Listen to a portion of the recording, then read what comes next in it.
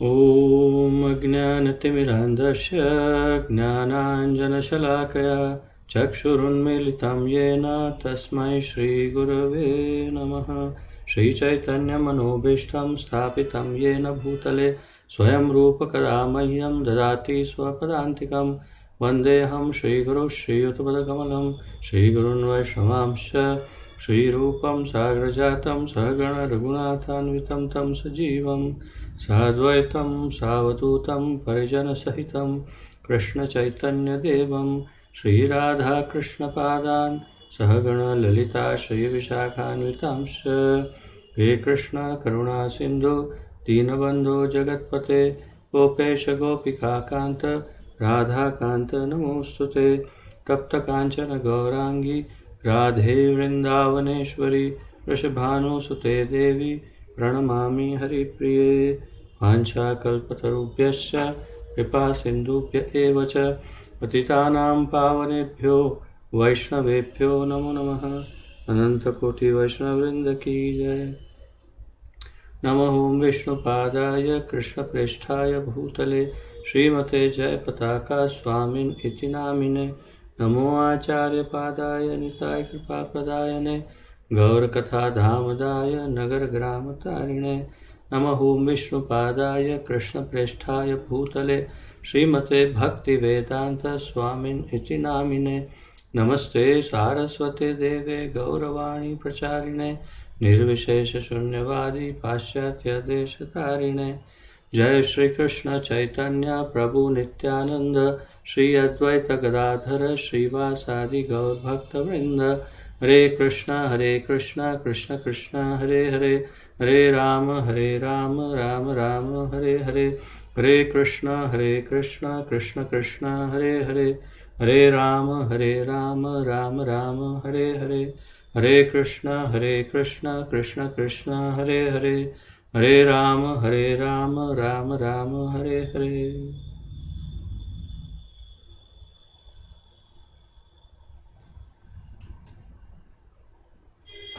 आप सबका बहुत बहुत स्वागत है आज के इस अत्यंत महत्वपूर्ण कार्यक्रम में। और जैसा कि आप जानते हैं, अत्यंत दुर्लभ और महत्वपूर्ण ज्ञान की चर्चा हम कर रहे हैं। और हम इस ज्ञान के जो उसकी परिसीमा है उसके पार निकल गए हो ऐसा लग रहा है, उसकी पराकाष्ठा तक पहुंच गए हैं हम। उसकी जो सबसे ऊंचा उसका शिखर है ज्ञान का, उस पर हम अभी बैठे हों ऐसा महसूस हो रहा है।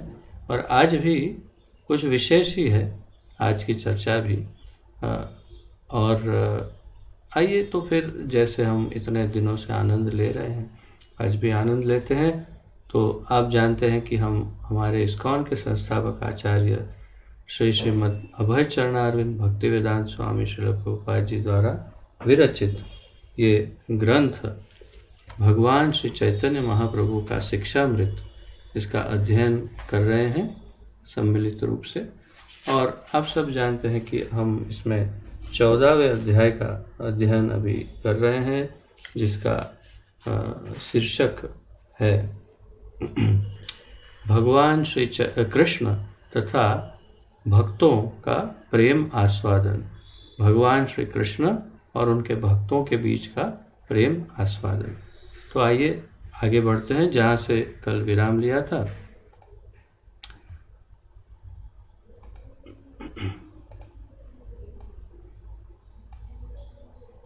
और कल हमने जो जो चर्चाएं की थी उसका एक संक्षिप्त पुनरावर्तन अगर करना चाहें तो बहुत ही संक्षिप्त में, अति संक्षिप्त में, क्योंकि नहीं तो बहुत लंबा हो जाएगा।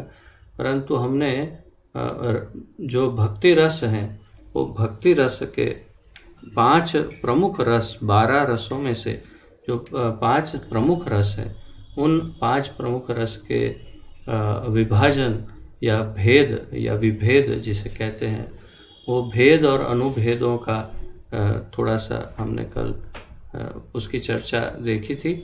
और जिसके अंतर्गत आपको स्मरण होगा, हमने अंत में जो पराकाष्ठा रूप है वो माधुर्य प्रेम, माधुर्य रति या मधुर प्रेम जिसे कहते हैं, जिसे श्रृंगार रस भी कहते हैं, मधुर रस भी कहते हैं, अनेक उसके नाम हैं।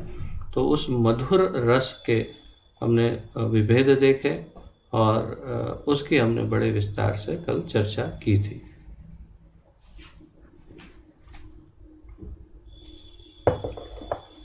तो आज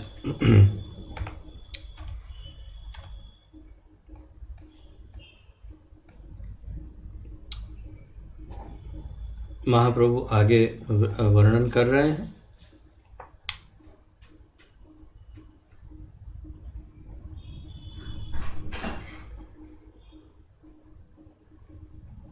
वृंदावन विहारी व्रजेंद्र नंदन श्री कृष्ण नायक प्रेमी शिरोमणि है तथा नायिका शिरोमणि है श्रीमती राधा रानी। तो आज प्रथम बार इतने दिनों में पहली बार महाप्रभु श्रीमती राधा रानी का भी वर्णन प्रारंभ कर रहे हैं। इतने दिनों तक उन्होंने श्रीमती राधा रानी के विषय में कुछ बताया नहीं था, परंतु आज उन्होंने बताना प्रारंभ किया है। तो कह रहे हैं कि वृंदावन विहारी व्रजेंद्र नंदन श्री कृष्ण नायक अर्थात प्रेमी अर्थात हीरो अर्थात मुख्य जो क्या कहते हैं एक्टर इस पूरे घटनाक्रम के, और लवर, मूल रूप से लवर जिसे हम कहते हैं, वो रोल में कौन है? वृंदावन विहारी, जो वृंदावन में विहार करते हैं, विहरण करते हैं। व्रजेंद्र नंदन, व्रज के इंद्र जो हैं उनके पुत्र। तो व्रज के इंद्र कौन है? बाबा नंद। तो नंद बाबा के पुत्र। और श्री कृष्ण ये नायक है, नायक अर्थात हीरो।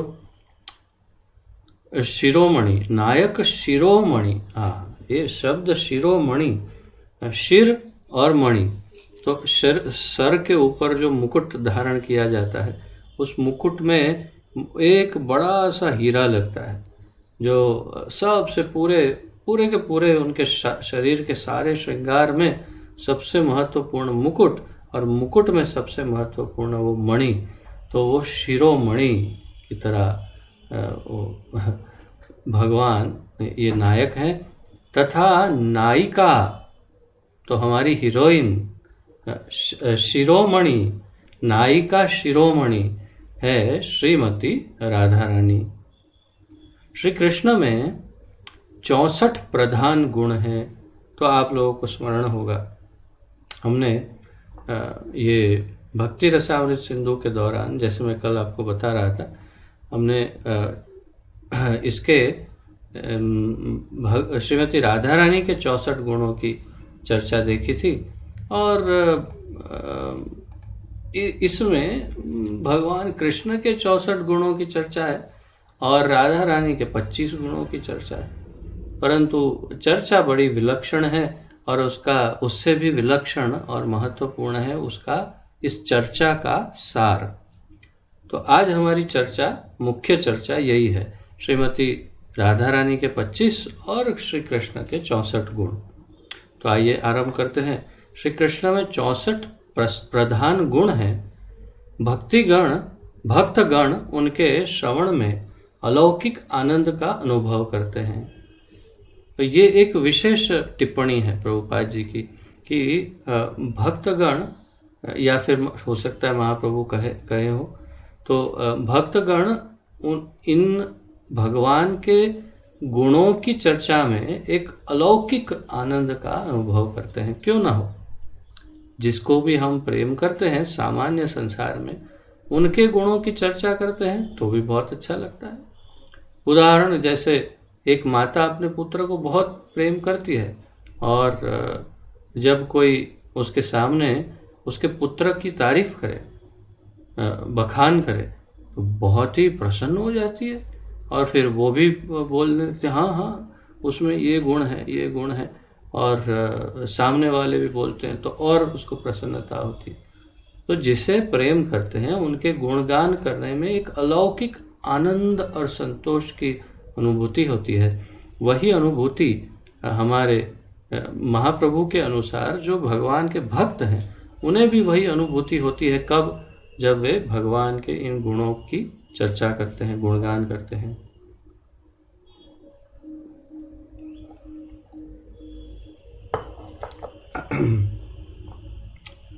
भक्ति रसामृत सिंधु के अनुसार, तो मतलब ये प्रभुपाद जी कह रहे हैं, भक्ति रसामृत सिंधु के अनुसार वे इस प्रकार हैं। तो अब भक्ति रसामृत सिंधु के अनुसार भगवान के गुणों की चर्चा कर रहे हैं।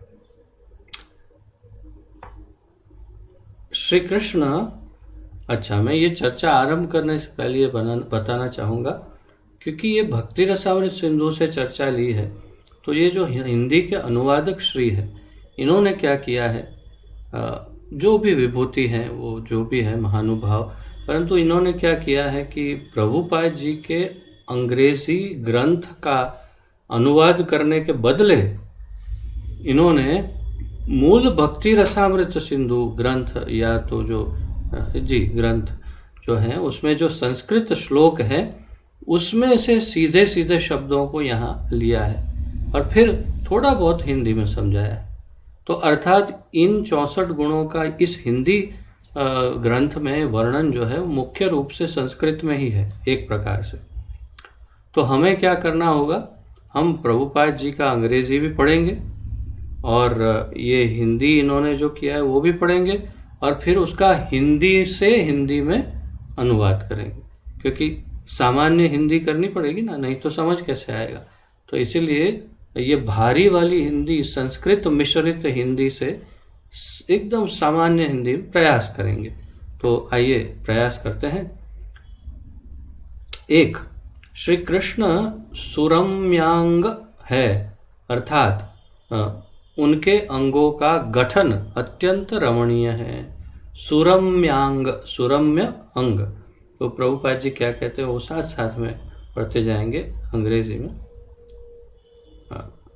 His body is well constructed। उनका अर्थ वही है कि सुरम्यांग है, सुरम्य अंग, अर्थात भगवान का अंग जो है वो बहुत ही सुंदर है, सुरम्य है। और उसका ये अर्थ होता है कि उनके अंग अंग, प्रत्येक अंग जो है वो अत्यंत सुंदर है। 2, सब सत मंगल लक्षणों से युक्त हैं। तो प्रभुपाद जी अंग्रेजी में वही कह रहे हैं कि सब मंगलमय लक्षणों से, सत लक्षणों से भगवान का पूरा श्री अंग निर्मित है, अर्थात कि उनका अंग अंग अत्यंत मंगलकारी है। मंगल भवन अमंगल हारी, तो वो स्वयं ही मंगल है और मंगलमय है।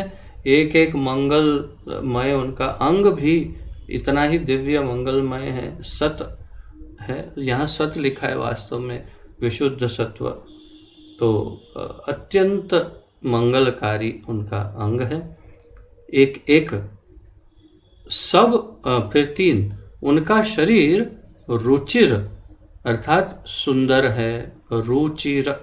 तो उनका शरीर रुचिर है अर्थात सुंदर है। 4,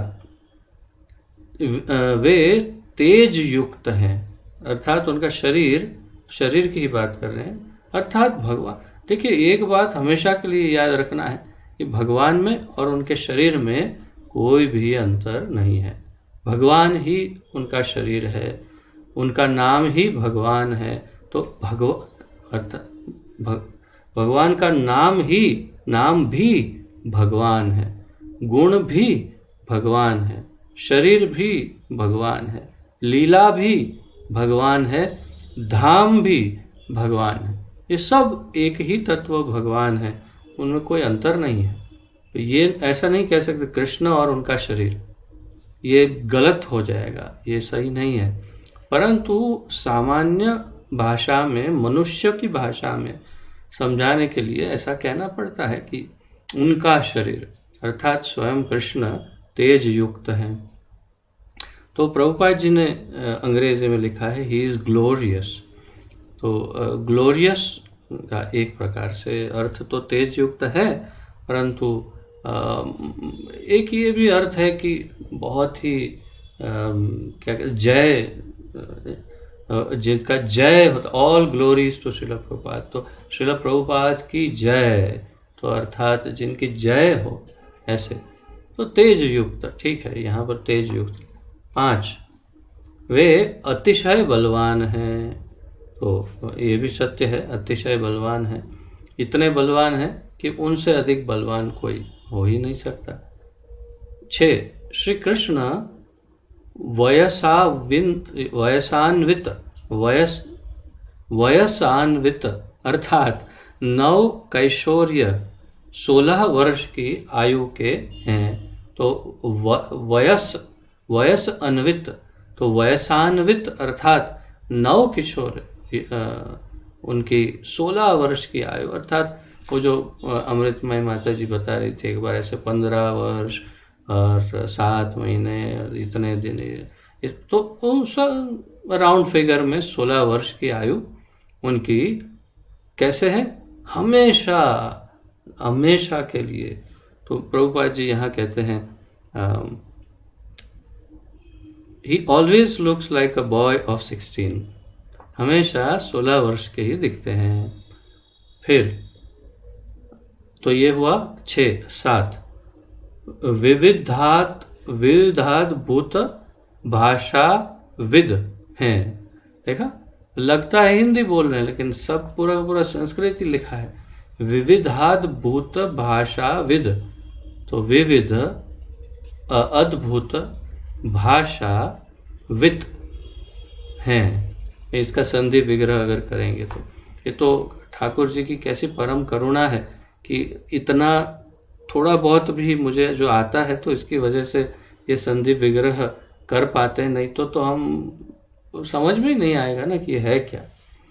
तो ये कैसा दयालु है कि वही इतना ज्ञान दे रहे हैं। तो विविध अर्थात बहुत सारी, अद्भुत अर्थात अद्भुत, भाषा अर्थात भाषा, वित्त अर्थात जिनको ज्ञान हो। तो उसका अर्थ है कि अनेक भाषाओं का ज्ञान है। अनेक क्या होता है, सारी भाषाओं का उन्हें ज्ञान है। 8, सत्यवाक, सत्यवाक हैं, अर्थात हमेशा सत्य वचन बोलते हैं, अर्थात भगवान हमेशा सच ही बोलते हैं। हो सकता है ये सुनते सुनते ही कुछ जो लोग अच्छी तरह से कृष्ण लीला जानते हैं वो ये सुनते सुनते ही हंस पड़े, ऐसा हो सकता है, परंतु हंसने की बात ही नहीं। क्यों? क्योंकि ठाकुर जी जो बोलते हैं वही सत्य है। सत्य बोलते हैं ऐसा नहीं, ठाकुर जी बोलते जो हैं वो सत्य ही होता है, क्योंकि वो स्वयं परब्रह्म परमेश्वर सर्वेश्वर भगवान बोल रहे हैं। तो फिर तो उनके मुख से जो निकलता है वो सत्य ही निकलता है। अगर उनके गरुड़ वाहन की जो क्या बोलते हैं इसे, पाँख नहीं, क्या बोलते हैं, पंख, उनकी जो पंख हैं वो पंख को जब वो वे लहराते हैं गरुड़ देव, तो उसमें से वेद की ऋचाएं उत्पन्न होती है। पूरा का पूरा वेद का ही पठन इसमें से होता है, अर्थात जब वे उड़ते हैं तो वेद ही, उसकी ध्वनि जो होती है ना, वो ध्वनि वास्तव में जैसे कोई वेद बोल रहा हो, बिल्कुल सेम वही ध्वनि निकलती है, अर्थात वेद ही निकलती। तो अगर गरुड़ देव की पंखों से अगर वेद निकल रहे हो तो भगवान जो बोलेंगे वो क्या होगा? स्वाभाविक है, सत्य ही होगा। आज ही मैं भागवत में पढ़ रहा था 8वें स्कंद में कि जब मत्स्य अवतार के विषय में, कि जब ब्रह्मा जी उनका कल्प समाप्त होने पर जब लघु प्रलय होता है और जब वे सो जाते हैं प्रलय के समय, अर्थात एक रात्रि तो सोएंगे ब्रह्मा जी, तो ब्रह्मा जी ने सोना आरंभ किया तो जैसे ही सोने लगे तो उनके मुख से स्वाभाविक रूप से, जैसे सो रहे हैं ना तो हम खर्राटे लेते हैं, तो उनके मुख से निंद्रा में उनके मुख से वेद निकलने लगे। और हयग्रीव नाम का एक असुर, हयग्रीव नाम का भगवान का भी अवतार है, हयग्रीव नाम का असुर भी था। तो हयग्रीव नाम का असुर उनके मुख से निकलने वाले वेदों को चुरा लेता है और फिर मत्स्य अवतार उनका वध करते हैं। और दो मत्स्य अवतार हैं अलग अलग। तो ये चाक्षुष मनवंतर के, तो तात्पर्य यह है कि ब्रह्मा जी के मुख से अगर वेद निकल सकते हैं तो फिर हमारे ठाकुर जी जब बोलेंगे तो असत्य कैसे हो सकता है।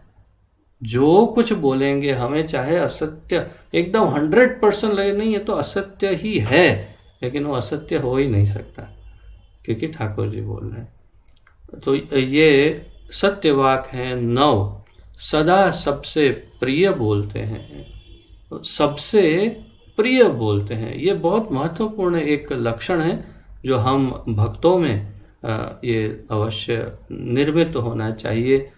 सत्यम वद प्रियम वद, सत्य बोलो परंतु प्रिय ही बोलो, अप्रिय सत्य मत बोलो। ये बहुत महत्वपूर्ण है क्योंकि अप्रिय सत्य बोलने से क्या होगा। अप्रिय सत्य केवल एक गुरु को अधिकार है अपने शिष्य को बोलने का, एक माता या पिता को अधिकार है अपने पुत्र को बोलने का। तो क्या, क्योंकि ये उनका प्रशिक्षण करते हैं, उनको उनकी उन्नति के लिए हित चाहते हैं, वो कभी उनका अहित किसी काल में नहीं कर सकते। इसलिए शास्त्रों ने, धर्म ने उन्हें ये अधिकार दिया कि वो उनको प्रताड़ित कर सकते हैं, उनको डांट सकते हैं, फटकार सकते हैं, अप्रिय सत्य भी बोल सकते हैं, कटु सत्य, परंतु वो उनका हित ही करते हैं। इसलिए केवल गुरु और केवल माता पिता, इनको ही अधिकार है, बाकी किसी को अधिकार नहीं है। बाकी किसी को अधिकार नहीं है, क्या अर्थ हुआ कि अगर आप सत्य बोलते हैं लेकिन वो अप्रिय है तो सामने वाले का हृदय आहत हो सकता है, उनको ठेस पहुंच सकती है। और उनको ठेस पहुंचने से क्या होगा? क्या कुछ नहीं होगा। 9वें अध्याय में तो कह दिया है ठाकुर जी ने, अपि चेद सुदुराचारो भजते मामन भाग साधुरेव समन्तव्य। तो भले ना अत्यंत दुराचारी हो और फिर भी वो उसे साधु समझो, मेरा भक्त है, परंतु चलो वो तो ठीक है, किसके सामने दुराचार करे तो ठीक है। तो सामान्य व्यक्तियों के साथ, अब सामान्य कौन है कैसे समझेंगे? कैसे पता चलेगा कि मेरे सामने तो सामान्य व्यक्ति खड़ा है, जो भक्त नहीं है, जिनके अंदर कोई भक्ति के गुण नहीं है, कैसे पता चलेगा? तो फिर धर्म संकट। तो और अगर मान लो सामने वैष्णव हो, ठाकुर जी का भक्त हो, भक्तों में कहीं भी ठाकुर जी ने ये नहीं कहा, वैष्णव अपराध की जो उन्होंने व्याख्या दी है हमारे आचार्यों ने, कहीं ये नहीं लिखा है कि कनिष्ठ अधिकारी का वैष्णव अपराध इतने डिग्री, मध्यम अधिकारी का इतने डिग्री और उत्तम अधिकारी का इतना। केवल यही लिखा गया है सारे हमारे जो भी मार्गदर्शिकाएं हैं आचार्यों द्वारा दी हुई, उसमें केवल वैष्णव अपराध लिखा है। ये नहीं लिखा है कौन सी कोटि का क्या वैष्णव अपराध है। तो मैं यही कह रहा हूँ कि सामने यदि वैष्णव खड़े हैं और आप उनको सत्य बोलते हैं परंतु अप्रिय सत्य बोलते हैं, तब फिर आपकी निकल पड़ी, अर्थात कि आपको तो लग गया वैष्णव अपराध, और उनका हृदय अगर आहत हुआ, दिल को ठेस पहुंची, तो ठाकुर जी को सीधी ठेस पहुंचती है। आप जानते हैं वैष्णव अपराध, मैं इसके बारे में बड़ा चिंतन कर रहा था कि किस प्रकार, तो एक बहुत सुंदर उदाहरण, एक ही उदाहरण दूंगा, आप वैष्णव अपराध क्या होता है समझ जाएंगे। वैष्णव अपराध वास्तव में है क्या, वही पता नहीं होता हमें। हम इसकी चर्चा करते रहते हैं, लेकिन पता नहीं होता कि वैष्णव अपराध का अर्थ क्या है। अर्थ एक उदाहरण से समझने का प्रयास करते हैं। एक माता है और इसका एक पुत्र है, छोटा सा पुत्र, 3-4 साल का, बहुत ही कोमल सा बालक है, बहुत, जिसके ऊपर माता का पूरे, उसकी चारों आंख उसके ऊपर ही है और पूरी तरह से एकदम वो मतलब मेरे पुत्र को कुछ नहीं हो जाए। छोटा सा शिशु है, कोमल सा। और कोई व्यक्ति आता है और एकदम से स्तुति करने लगता है किसकी, माता की। बोलता है आप तो आहा हा, क्या बात है, आप तो बहुत ही धन्य है, ये है वो है। और माता को अच्छा लगता है, बहुत अच्छा लगता है। और फिर वो तुरंत मुड़ जाता है उसके पुत्र की तरफ और खींच के सटासट उसको थप्पड़ मारना आरंभ करता है, ठाम ठड़ाम ठड़ाम। माता क्या करेगी? माता बोलेगी हाँ ठीक है, तुमने मेरी बहुत स्तुति की है, बहुत, तुम मेरे बहुत बड़े बड़े भजन गाते हो, तुम मेरी बहुत स्तुति करते हो, कोई बात नहीं, ठोको 2-4 और ठोको बच्चे को थप्पड़। क्यों? अरे उसमें क्या हो गया, तुमने मेरी इतनी स्तुति जो कर ली है, तुमको अधिकार है, ठोको। ऐसा कुछ नहीं होता। अब जानते हैं कि उसका हृदय इतना विदीर्ण हो जाता है, इतना विदीर्ण अर्थात चूर चूर हो जाता है, फट जाता है कि वो इतना क्रोधित हो जाती कि चाहे हजारों संख्या कितनी भी स्तुति क्यों न की हो, वो सब भूल जाती है और अत्यंत अपना आक्रोश क्रोध उस व्यक्ति पर निकालती है। स्वाभाविक है, क्योंकि उसके शिशु के ऊपर आप क्या कहते हैं, आघात कर रहे हैं। तो चाहे आप ठाकुर जी की कितनी भी स्तुति, भजन, कीर्तन, सेवा, जो भी मक्खन लगाना है लगा लो, परंतु यदि किसी वैष्णव के हृदय को ठेस पहुंचाई तो ये बिल्कुल वही होगा कि ठाकुर जी के वो जो प्रिय हैं उनको थप्पड़ लगाई और ठाकुर जी को स्तुति की, तो ठाकुर जी कैसे प्रसन्न हो सकते हैं? तो वास्तव में वैष्णव अपराध का अर्थ है ठाकुर जी को थप्पड़ मार देना। वो थप्पड़ उस बच्चे के गाल पर नहीं, माता के ही गाल पर पड़ रही है।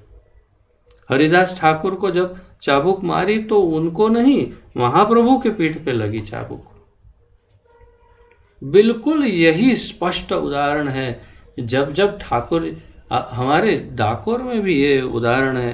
डाकोर के ये कथा शायद सब लोग नहीं जानते, परंतु जब भक्तराज बोडाणा जो है उनको वो सिपाही ने भाला मारा तो उनके पेट में लगा, जहाँ लगा हमारे श्री रणछोड़ राय के उसी स्थान पर छिद्र हुआ और वहाँ से खून बहा, पूरी गोमती जो है वो लाल हो गई।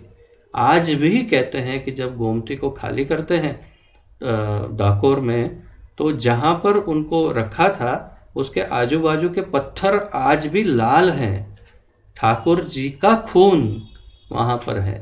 अर्थात जब भी किसी भक्त के ऊपर किसी भी प्रकार का आघात होता है तो ठाकुर जी के ऊपर ही आघात होता है। और इसीलिए ये सबसे घृणित अपराध है कि आप जिसकी सेवा कर रहे हो, जिसकी स्तुति कर रहे हो, जिसको भज रहे हो, जिसकी भक्ति कर रहे हो, उसी को मार रहे हो।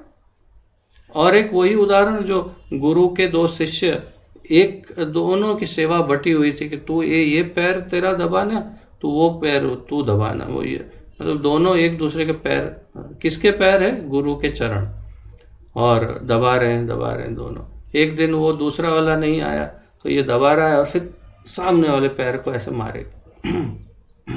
तो गुरु जी बोला क्या कर रहा है? बोले ये वो वाला पैर मेरा नहीं है, वो उसका पैर है, मुझे नहीं चाहिए, इसलिए मैं उसको मार रहा हूँ। ये क्या बात हुई? हाँ, वैसा ही काम हो जाएगा यदि हम वैष्णव का अपराध करेंगे तो ठाकुर जी के हृदय को सीधा आघात, ठाकुर जी के मुंह पर सीधी थप्पड़ मारने की तरह वैष्णव अपराध का फल होता है। और फिर ठाकुर जी अपने ऊपर आघात को बिल्कुल भी उसके ऊपर चिंता। एक छोटा बालक अपनी माँ को लात मार देता है, कभी थप्पड़ मार देता है, नोच लेता है, तो माँ कितना, माँ क्या करता है ऐसा बोल के कुछ भी नहीं। परंतु उसके बच्चे को कोई मारता है तो वो छोड़ती नहीं। तो तात्पर्य यही है कि बहुत ही ये सामान्य बुद्धि की बात है कि ठाकुर जी को अगर हमने गाली दे दी तो कोई बात नहीं, परंतु ठाकुर जी के भक्त को अगर गाली दी या उनको अपमानित किया, निंदित किया, उनको दुख पहुंचाया, कुछ भी, तो उनके आंखों से गिरा हुआ एक एक अश्रु बिंदु जो है वो करोड़ों कोटि टन वजन, पहाड़ों जैसा भारी पड़ सकता है एक भक्त के की भक्ति पर। अनंत कोटि जन्मों की भक्ति पुण्य सब कुछ नष्ट कर सकता है वो वैष्णव अपराध। इतना भयानक है ये वैष्णव अपराध। इसलिए यदि बचना है तो केवल एक ही वस्तु से, वैष्णव अपराध, और उसका निवारण भी आप जानते हैं, एक ही निवारण है, केवल एक ही निवारण, कि ये बिल्कुल स्पष्ट होना चाहिए कि उस वैष्णव के हृदय से संपूर्ण रूप से वो जो घटना है उसका दुख चला गया हो। उस प्रकार आपको उनके सामने गिड़गिड़ाना, चरणों में गिरो, गिड़गिड़ाओ, माफ़ी मांगो, उनकी सेवा करो, और जब तक वो आश्वासन न दे, कि मैं आपको संपूर्ण रूप से आश्वासन देता हूँ कि मेरे हृदय में अब कोई भी इसका दुख नहीं है, तब आप सोच सकते हैं कि हाँ अब। और फिर भी थोड़ा तो डाउट फिर भी रहेगा, क्योंकि इतना भी अगर उनके हृदय में रह गया तो उतना तो बोझ हमारे सर पे रहने ही वाला है। तो इसीलिए यदि भक्ति में आगे बढ़ना है तो ये एक वस्तु अत्यंत भयानक, अति अति अति अत्यंत भयानक, वो है वैष्णव अपराध। उससे तो अवश्य बचना चाहिए, और अगर हो गया है तो फिर उसका निवारण कर लेना चाहिए, क्योंकि पता नहीं है हमारी कितनी सांसें हैं और उन वैष्णव की भी कितनी सांसें हैं, कुछ नहीं बोल सकते। अगर वो निकल गए या हम निकल गए तो समाप्त, फिर जीवन समाप्त। ओ, ये दुर्वासा मुनि का उदाहरण। दुर्वासा मुनि यहाँ पानी गांव जगह है, वहाँ पर दुर्वासा मुनि जब आते तो सारी गोपियाँ, राधा रानी और कृष्ण सब उनकी सेवा में जाते, और राधा रानी ने उनकी सेवा करके दुर्वासा मुनि की आशीर्वाद भी प्राप्त किया। और ऐसा भगवान ने भी उनकी कई बार सेवा की है। तो जिनकी स्वयं ठाकुर जी सेवा करते हो, जिनकी स्वयं राधा रानी सेवा करती हो, वो क्या वैष्णव नहीं है? सामान्य बुद्धि की बात है, वो रुद्र अंश है, रुद्रांश है दुर्वासा मुनि, तो वो भी वैष्णव ही है, परंतु फिर भी उनसे जूनियर वैष्णव का, उनसे जो अपमान हुआ अम्बरीश का, राजा अम्बरीश का, और फिर जो सुदर्शन चक्र पीछे पड़ गया, तब उनको समझ में आया कि वैष्णव अपराध में सीनियर जूनियर का कोई लेवल होता ही नहीं है। वैष्णव अपराध केवल वैष्णव अपराध होता है, चाहे वो जूनियर वैष्णव हो या सीनियर वैष्णव हो, वो आज जुड़ा हो या हजारों वर्षों का हो, वैष्णव का अपराध वैष्णव अपराध होता है। और सुदर्शन चक्र से ठाकुर जी ने भी नहीं बचाया। जब वो गिड़गिड़ाए, पैरों में गिरे, भागवत में पढ़ो, लिखा है स्पष्ट कि जब उन्होंने गिड़गिड़ाया कि आप कितने करुणामय हैं, आप मुझे इससे मुक्ति दिलवाइए, तब फिर राजा अम्बरीश ने प्रार्थना की सुदर्शन चक्र से कि यदि मेरे अंदर कुछ भी, अगर थोड़ी भी अगर कुछ पवित्रता या कुछ भी भक्ति का कुछ है, तो मेरी इतनी दया, मुझ पर इतनी दया करिए, मेरी इतनी विनती सुनिए कि दुर्वासा मुनि को बख्श दीजिए, और सुदर्शन अंतर्धान हो गए। तात्पर्य यह है कि वैष्णव अपराध केवल एक ही वस्तु है जो आपकी कितनी भी भक्ति कर लो, परंतु एक वैष्णव अपराध भी सारी भक्ति का हिसाब किताब साफ कर सकती है। इसीलिए महाप्रभु ने माता हाथी अर्थात वो क्या कहते हैं उसको, पागल हाथी की उपमा दी कि पागल हाथी की तरह वो एक सुंदर से बगीचे में घुस के 2 मिनट के अंदर पूरा का पूरा बगीचा साफ कर देता है पागल हाथी। वैसे ही आपकी बहुत सुंदर सजाई हुई जो भक्ति है उसको एक वैष्णव अपराध कुछ ही क्षण में तहस नहस कर सकता है। तो फिर हमेशा ध्यान रखिएगा किसी भी वैष्णव का अपराध ना हो, और पहले तो यही नहीं समझ में आएगा वैष्णव कौन है, इसलिए किसी का भी अपराध मत करो। यही समझ लो कि सभी वैष्णव हैं, ये समझकर किसी का अपराध करो ही मत, तो ही बच पाएंगे।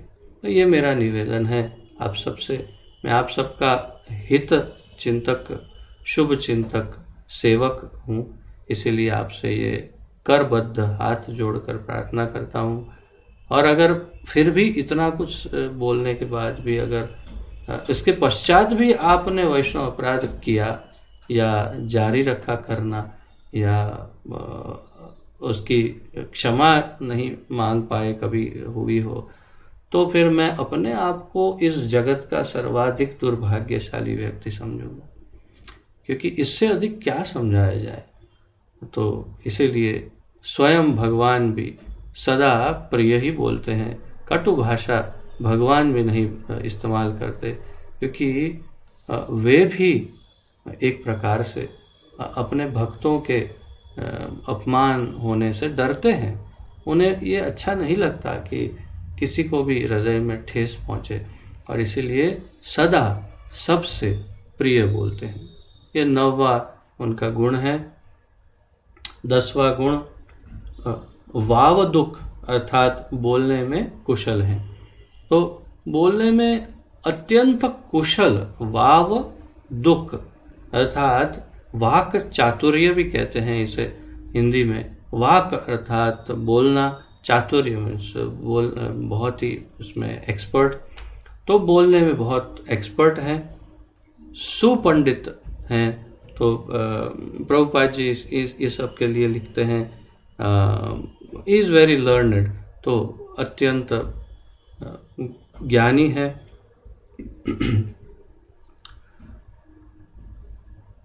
बुद्धिमान है, 12वां पॉइंट है, बुद्धिमान है 12वां गुण, तो ही इज़ वेरी इंटेलिजेंट।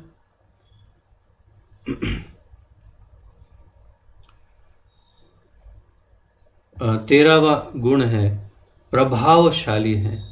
तो सुपंडित अर्थात बहुत सब कुछ ज्ञान है उनको, स्वाभाविक है। बुद्धिमान सबसे ज़्यादा इंटेलिजेंट है, उसमें बोलने वाली क्या बात है। जो भगवान है वही इंटेलिजेंट नहीं होंगे तो और कौन होगा।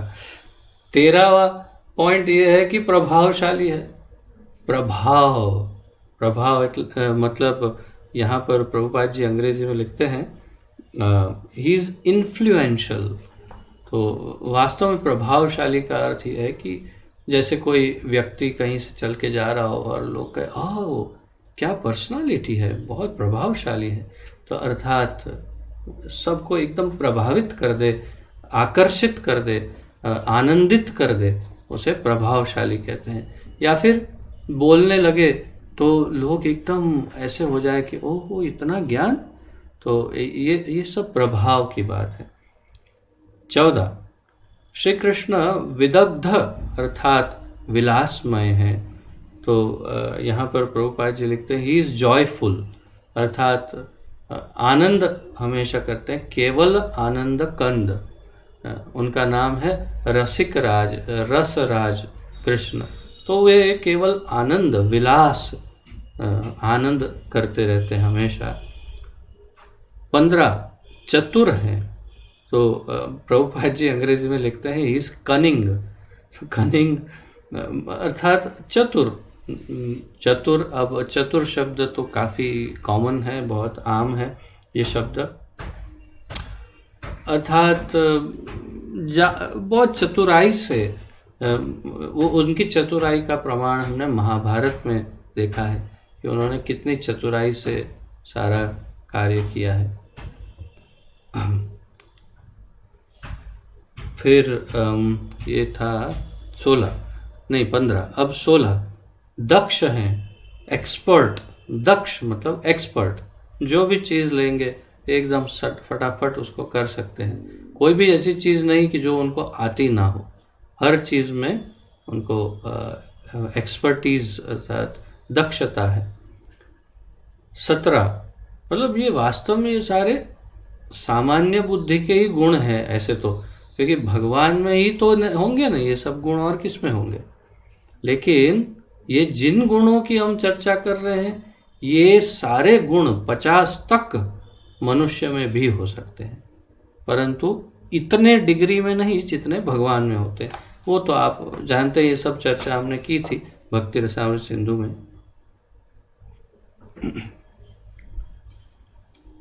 तो दक्ष हैं, एक्सपर्ट हैं। 17 कृतज्ञ है। ये और एक, जैसे मैंने वैष्णव अपराध के बारे में बताया, सत्यम वद प्रियम वद, वैसे ये कृतज्ञ है, ये बड़ा महत्वपूर्ण है। 17वां पॉइंट, उसका अनुवाद प्रभुपाद जी अंग्रेजी में जो है मूल, वो है he is grateful. He is grateful अर्थात वे कृतज्ञ हैं। कृतज्ञता क्या होती है? अर्थात मुझे कुछ आवश्यकता है, कुछ मुझे जैसे कोई वस्तु की आवश्यकता है, धन की आवश्यकता है, और मैंने किसी से, आप में से किसी से मान लो मैंने कुछ प्राप्त किया है, और प्राप्त करने के बाद मैं भूल जाता हूँ, हाँ ठीक है, ऐसा तो चलता रहता है, ज़रूरत थी उसने कर दिया, ठीक है। तो उससे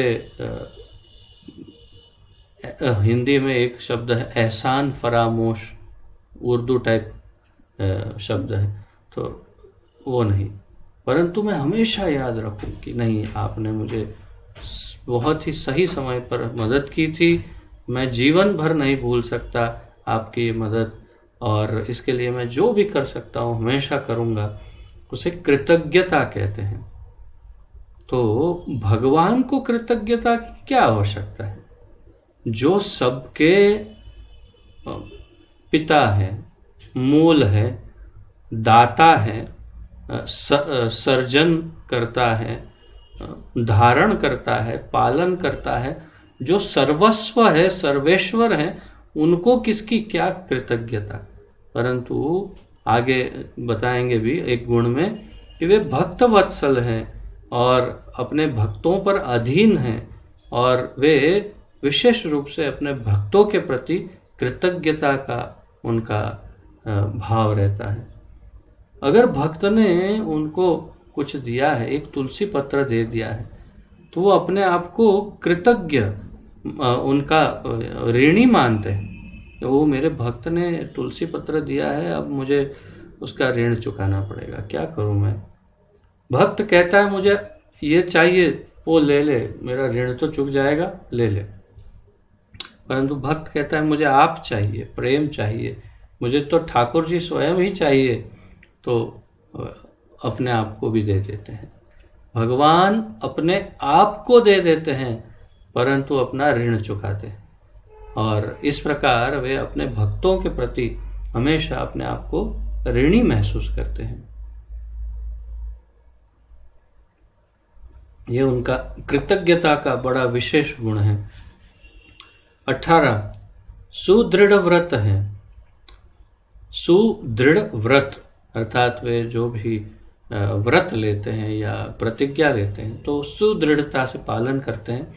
केवल अपने भक्त अगर कहें, उनके भक्त, तो फिर अपना व्रत तोड़ देते हैं, अन्यथा वो सुदृढ़ व्रता है। फिर देश 19वां, देश काल अनुसार कार्य करने में कुशल हैं। देश, काल, पात्र, ये सब देख करके जो करना चाहिए वो करते हैं, नहीं करना चाहिए नहीं। अर्थात जब जो जैसे करना चाहिए वो करते हैं, स्वाभाविक है, उन्हीं को तो समझ होगी कब क्या करना चाहिए। 20 शास्त्रज्ञ हैं। अब ये भी कोई बोलने की बात है, जिन्होंने शास्त्रों को का निर्माण किया है, वेदांत कृत वेद विदेव चाहम, तो जिन्होंने वेदों को रचना जिन्होंने की है वो तो शास्त्र जानते ही होंगे ना, तो शास्त्रज्ञ हैं। 21 शुचि अर्थात पवित्र हैं, तो बहुत शुद्ध हैं, बहुत पवित्र हैं। कोई भी मैले वैले कपड़े पहन करके नहीं नहाए, हाथ पैर नहीं धोए, ऐसे नहीं करते, एकदम साफ सुथरे रहते हैं। तो शुचि वास्तव में ये पवित्रता का लक्षण है। शुचि अर्थात पवित्रता, अत्यंत पवित्र हैं। 22 भक्त परवश हैं। ये गुण उनका, भक्त परवश है, भक्त पराधीन नहीं, परवश। परवश अर्थात अपने आप को बेच दिया है भक्तों के हाथों में, उनके वश में हैं। वशीकरण कहते हैं ना, वशीकरण कर लिया, अब ये मेरे कंट्रोल में है, जो मैं कहूँगा करता है। वैसे ही ठाकुर जी को जो बोलो वो करते हैं। गोपियाँ उनको, वो एक भजन है ना कि थोड़े से मक्खन या छाछ के लिए उनको गोपियाँ जैसा चाहो वैसा नचाती, बोलती ये इतनी छाछ दूंगी लाला, थोड़ा नाच दिखा दे। तो सबके बीच में रोड पे नाचना आरंभ, क्यों कि मेरी गोपी मेरी भक्त है, मुझे छाछ पिलाएगी, तो मैं तो उन पर ही तो अधीन हूँ, उन पर उनके ही वश में हूँ। भक्त परवश है, बहुत बड़ा गुण है भगवान का। 23 स्थिर है। स्थिर, अस्थिर नहीं है, स्थिर है, बैलेंस्ड एकदम। जैसे जब जो करते हैं वो, मतलब कोई बहुत समाचार आ गया, हा क्या हो गया, ऐसे एकदम स्थिर रहते हैं। 24 जितेंद्रिय हैं, अपनी सारी इंद्रियों को जीता हुआ है। 25 क्षमाशील हैं, सबको क्षमा करते हैं। ठाकुर जी अत्यंत क्षमाशील है। मैं कहना भूल गया, वैष्णव अपराध में, जैसे वैष्णव अपराध जितना भयानक है, वो इतना भयानक होने का एक कारण ये है कि सामने जो वैष्णव है वो जितना गहरा दुख लेते हैं, उतनी तकलीफ सामने अपराध करने वाले को होती है। कनिष्ठ भक्त अगर उनका हृदय आहत होता है तो वास्तव में अपराधी को ज़्यादा तकलीफ होती है, क्योंकि कनिष्ठ भक्त जो हैं उनको बहुत तकलीफ होती है, इसलिए सामने वाले को। परंतु उत्तम अधिकारी का अगर अपराध हुआ हो तो अपराधी को इतना कष्ट नहीं होगा। क्यों? क्योंकि उत्तम अधिकारी उसको अपना अपमान या दुख या उसको चोट या जो भी है, क्षमा करें, वो समझेगा ही नहीं, समझेंगे ही नहीं उत्तम अधिकारी। उत्तम अधिकारी उसे बिल्कुल हृदय पर लेंगे ही नहीं, तो इसलिए सामने वाले को अपराध लगेगा ही नहीं। इसीलिए मैं ये कहना भूल गया था कि जैसे अपराध नहीं करना, वैसे कोई और यदि आपका अपराध कर देता है, आपका अपमान कर देता है, तो आपको उसे हृदय पर जहाँ तक संभव हो न लेकर उसे तुरंत क्षमा कर देना चाहिए, अन्यथा उसका पूरा मैदान साफ हो जाएगा। उसका जो बना बनाया गार्डन है वहाँ पर क्रिकेट का ग्राउंड बन जाएगा। इसलिए आप भी किसी और अगर आपके प्रति कोई करता है तो उसका अपराध आप ग्रहण न करें। तो क्षमाशील होते हैं, भगवान है। 26 गंभीर हैं, अर्थात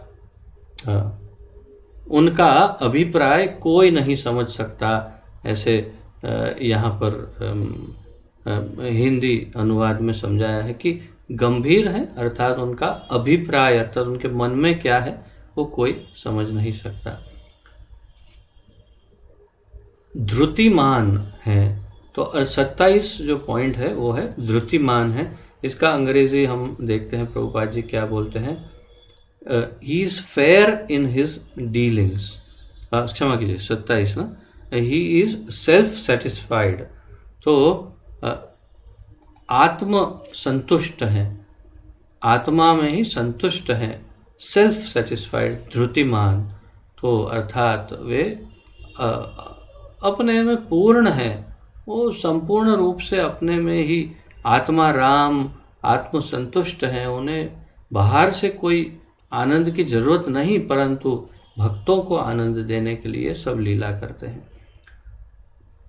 28 समता युक्त हैं, 28 जो है वो समता युक्त हैं, उसको अंग्रेजी में प्रभुपाद कहते हैं वे एक समान सबके साथ व्यवहार करते हैं, अर्थात किसी से अन्याय नहीं करते। भगवद गीता में भी स्वयं कह रहे हैं भगवान, समोहम सर्वभूतेषु न मे द्वेष्योस्ति न प्रियः। तो ये अवश्य है कि भक्त उनके भक्तों के साथ विशेष, जैसे माता अपने पुत्र के साथ, बहुत सारे बच्चे हैं सबके साथ अच्छा रहती है माता, परंतु अपने पुत्र के साथ विशेष रहती है, वैसे सबके साथ एक समान होते हैं प्रभु भगवान, परंतु भक्तों के साथ अत्यंत विशेष व्यवहार करते हैं।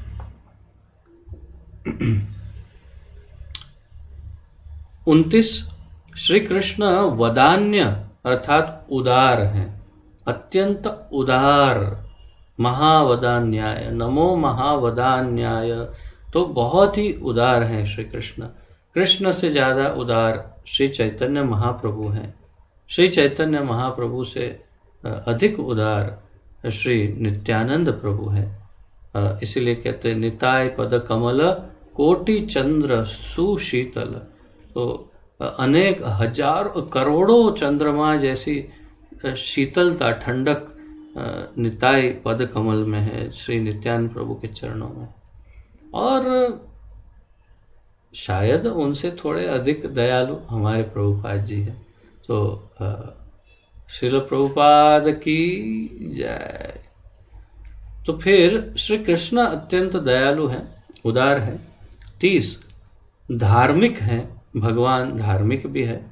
31 शूरवीर हैं, अब ये भी कब बताने वाली बात है, शूरवीर है। 32 करुण है, अर्थात करुणा है उनके हृदय में। हम सब यहाँ बैठ कर के ये चर्चा कर पा रहे हैं, यही प्रमाण है कि भगवान करुणामय है, क्योंकि वास्तव में यदि देखने जाएं तो 3/4 हिस्सा या त्रिपाद विभूति तो आध्यात्मिक जगत है, इसमें जितने जीव हैं उससे 3 गुना ज़्यादा जीव आध्यात्मिक जगत में है। उनको इस भौतिक जगत के जीवों से क्या लेना देना है। हम तो सब सजा, हम उर्दू में कहते हैं सजाए आफ्ता मुजरिम, अर्थात सजा काट रहे हुए हम कैदी सब हैं, तो हम तो यहाँ जेल में पड़े हैं, हमारे साथ क्या लेना देना। ठाकुर जी के पास बहुत सारे हैं, परंतु उनकी करुणा देखो कि यहाँ पर भी उनकी चर्चा करने का अधिकार हमें दिया, उनका ज्ञान, उनका दर्शन, ये सब हमें दे रहे हैं, उनका सबसे प्रमुख उनका नाम हमें दिया है, तो करुणामय है ठाकुर जी। 33 मान्य मान कृत हैं, मान्य मान कृत अर्थात मान्य व्यक्तियों का सम्मान करते हैं और सम्मान्य हैं। भगवान का सब सम्मान करते हैं, और जो माननीय मान्य व्यक्ति हैं जिनको लोग सम्मान करना चाहिए या करते हैं, उन सब का सम्मान भी भगवान का, वैसे भगवान सभी का सम्मान करते हैं, परंतु जो विशेष रूप से मान्य है उनका भी सम्मान करते हैं। जैसे मैंने कहा दुर्वासा आए तो उनकी सेवा में चले गए ठाकुर जी स्वयं। 34 दक्षिण अर्थात योग्य है। दक्षिण ये शब्द हम तो साउथ समझते हैं दक्षिण से, परंतु ये संस्कृत एवं हिंदी शब्द दक्षिण अर्थात योग्य है। तो इसका अनुवाद प्रभुपाद जी इस प्रकार कर रहे हैं 34वें गुण का, ही इज कॉम्पिटेंट। तो जिसे एक प्रकार से दक्ष भी कह सकते हैं, एक्सपर्ट। कॉम्पिटेंट अर्थात हर वस्तु करने के लिए योग्य है। योग्य शब्द ज़्यादा यहाँ पर एप्लीकेबल है। योग्य अर्थात हर वस्तु के लिए योग्य है ठाकुर जी। 35 विनयी है अर्थात उनमें विनय है। 36 रीमान अर्थात संकोची है। री ह के नीचे आधा र, तो रीमान अर्थात संकोची है। तो अंग्रेजी में प्रभुपाद कहते हैं ही इज मॉडेस्ट। मॉडेस्ट का मतलब थोड़ा संकोच करते हैं, थोड़ा सा शर्माते हैं, थोड़ा क्या कहते हैं, एकदम जैसे नफट, गुजराती में कहते हैं नफट अर्थात न शर्म न लाज। एकदम कोई लोग होते हैं ना एकदम खुल के बोलते हैं, एकदम कुछ भी करते हैं, ऐसे नहीं। भगवान जब सबके सामने होते हैं तो एक अपने आप को थोड़ा सा खींच के रखते हैं, अर्थात थोड़ा सा थोड़ी शर्म, थोड़ा सा संकोच, उस प्रकार व्यवहार करते हैं, जो एक बहुत ही सौम्य व्यक्ति के लक्षण हैं, वही वो भी प्रदर्शित करते हैं। 37 शरणागत पालक हैं। शरणागत पालक, जो शरण में आता है उनका पालन पोषण करने का उनका वचन है। हमने वो श्री रामचंद्र का वो जो उनकी प्रतिज्ञा है वो हमने सुनी थी कि मैं जो एक बार कह दे कि मैं आपका हूँ ठाकुर जी, मैं जीवन भर उसकी रक्षा करता हूँ। तो जो शरण में आ जाता है उनका पालन पोषण करने का भगवान वचन लेते हैं। भगवद गीता में कई बार कहा उन्होंने, सर्वधर्मान परित्यज्य त्वां सर्व पापेभ्यो मोक्षयिष्यामि। तो भगवान शरणागत वत्सल हैं, शरणागत को का पालन पोषण करने का उनका कार्य है। योगक्षेमम वहामि अहम, तो जो मेरा शरणागत है उसका वहन पालन पोषण मैं करता हूँ। 38वां जो पॉइंट है वो थोड़ा सा डाउटफुल है। इसलिए डाउटफुल है क्योंकि हिंदी में अलग है, अंग्रेजी में अलग प्रभुपाद जी ने लिखा है। हिंदी में लिखा है सदा सुखी, हमेशा सुखी रहते हैं भगवान। और प्रभुपाद जी 38वें पॉइंट में लिखते हैं ही इज़ द डिलीवरर, अर्थात सबका मोचन करते हैं, सबकी मुक्ति देने का कार्य करते हैं। बिल्कुल अलग अलग भिन्न पॉइंट्स हैं, परंतु हम दोनों को ले लेते हैं। तो भगवान सदा सुखी भी हैं और भगवान सबका मोचन भी करते हैं, सबकी मुक्ति भी वही देते हैं। 39 भक्त सुहृद हैं, अर्थात भक्तों का हमेशा कल्याण करते हैं। भक्तों तो फिर भक्तों को डाउट नहीं होना चाहिए, भक्तों को संपूर्ण श्रद्धा, संपूर्ण विश्वास ठाकुर जी पे होना चाहिए कि अवश्य रक्षिवे कृष्ण, भगवान हमारी रक्षा करेंगे, हमारा अच्छा करेंगे, हमारा भला ही करेंगे ठाकुर जी। 40 देखिए ये शास्त्र प्रमाण है कि, और चैतन्य महाप्रभु भी कह रहे हैं, इसीलिए ये संपूर्ण शुद्ध प्रमाण है। भक्त सुहृद हैं तो भक्त सुहृद हैं। भक्तों के सुहृद का वास्तव में अर्थ है फ्रेंड, अर्थात सारे भक्तों के दोस्त हैं भगवान, उनका अच्छा ही करते हैं। 40 प्रेम वश्य हैं। हाँ, ये भी वही बात हुई जो हमने 2-3 अलग अलग ढंग से देखा।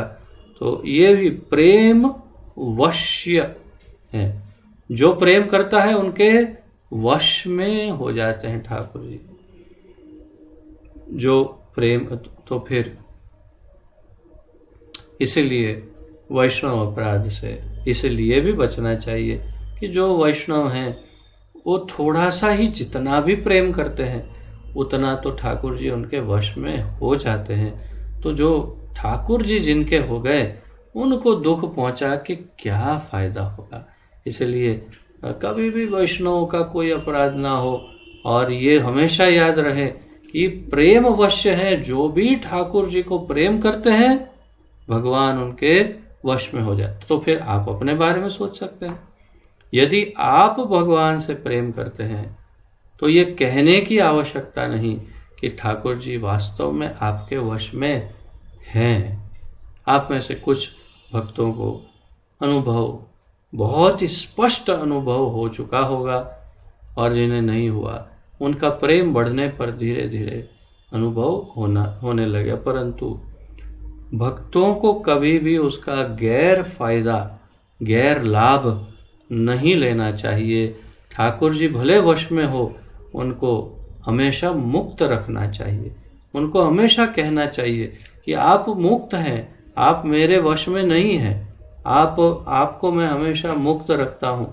आप जैसे आनंद करते हैं करिए, मेरे वश में रहकर क्या करेंगे। भक्त को ऐसे प्रार्थना करनी चाहिए। परंतु ठाकुर जी भक्त के प्रेम के वश में हैं। तो देखा कितनी बार ये पॉइंट अलग अलग रूप से रिपीट हुआ है। 41 सर्व मंगलमय है, सबका ही मंगल करते हैं, सभी का कल्याण करते हैं ठाकुर जी। 42 प्रतापी है। 43 कीर्तिमान है, उनकी कीर्ति सभी जगह फैलती है, कीर्तिमान है। 44 सब लोगों के अनुराग के पात्र हैं। तो इसका प्रभुपाद जी कैसे करते हैं अनुवाद, वो देखते हैं। मूल अनुवाद अर्थात he is devoted to all living entities. तो सब लोगों के अनुराग के पात्र हैं। तो ये थोड़ा सा अनुवाद में मैं अंतर देख रहा हूँ, अर्थ में भी अंतर देख रहा हूँ। दोनों के अर्थ में थोड़ा अंतर है। प्रभुपाद जी जो कह रहे हैं वो अर्थ ये है कि वो सभी जीवों के प्रति वे क्या कहते हैं, अपनी जिम्मेदारी जैसे निभा रहे हो वैसे वे उनका सबका देखभाल करते हैं। और यहाँ जो हिंदी में लिखा है सब लोगों के अनुराग के पात्र हैं, अर्थात सभी लोग उनसे प्रेम करें, वैसा अर्थ होता है। एक प्रकार से थोड़ा थोड़ा अंतर देखने को मिल रहा है। इसका एक ही उपाय है कि भक्ति रसामृत सिंधु में रूप गोस्वामी ने संस्कृत में क्या लिखा है वो पढ़ना पड़ेगा।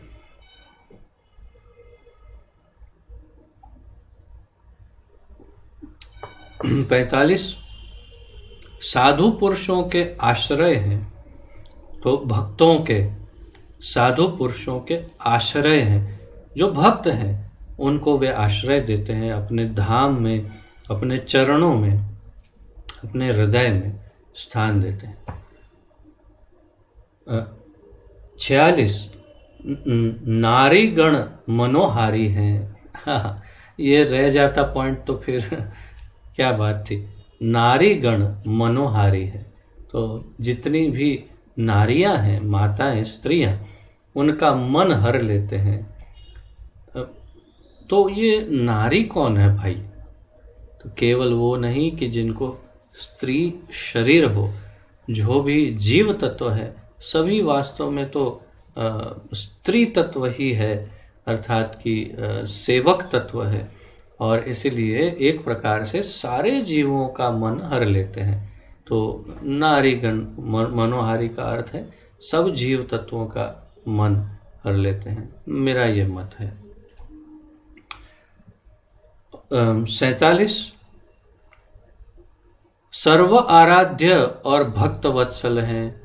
तो दो पॉइंट हैं अलग अलग, लेकिन एक में सर्व आराध्य, सबके आराध्य हैं, सबको उन्हीं को भजना चाहिए और किसी को भजना नहीं चाहिए।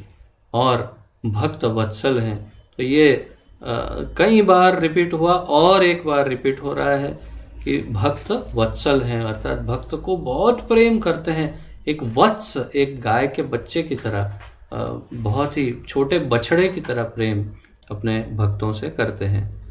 48 सब ऐश्वर्यों से पूर्ण है। सब ऐश्वर्यों से पूर्ण, हम जानते हैं षड ऐश्वर्य पूर्ण, जो 6 ऐश्वर्य हैं उनसे पूर्ण है। 49 सर्वश्रेष्ठ और परम ईश्वर हैं, सर्वश्रेष्ठ हैं और परम ईश्वर हैं। 50 सब मान के पात्र हैं, हर प्रकार का जो भी मान सम्मान है वो सब उन्हीं को मिलना चाहिए, तो सब मान सम्मान के पात्र हैं। अब यहाँ पर आगे प्रभुपाद जी या फिर शायद महाप्रभु कह रहे हैं, ये 50 गुण आंशिक रूप से जीव मात्र में भी हैं। आंशिक रूप से जीव मात्र में भी ये सारे 50 गुण हैं। जब वे पूर्ण रूप से शुद्ध भक्त होकर अपने आदि स्वरूप में स्थित हो जाते हैं तो इन गुणों की बिंदु मात्र अनुभूति हो सकती है। एक श्री कृष्ण में ही ये गुण परिपूर्ण रूप से प्रकाशित हैं। तो केवल ठाकुर जी में ये सारे गुण पूर्ण मात्रा में हैं, हम सब में ये अंश मात्रा में है, आंशिक रूप से। 5 अन्य दिव्य गुणों का साधारण प्रकाश विष्णु तथा आंशिक रूप से शिव में होता है, किसी भी जीव में नहीं।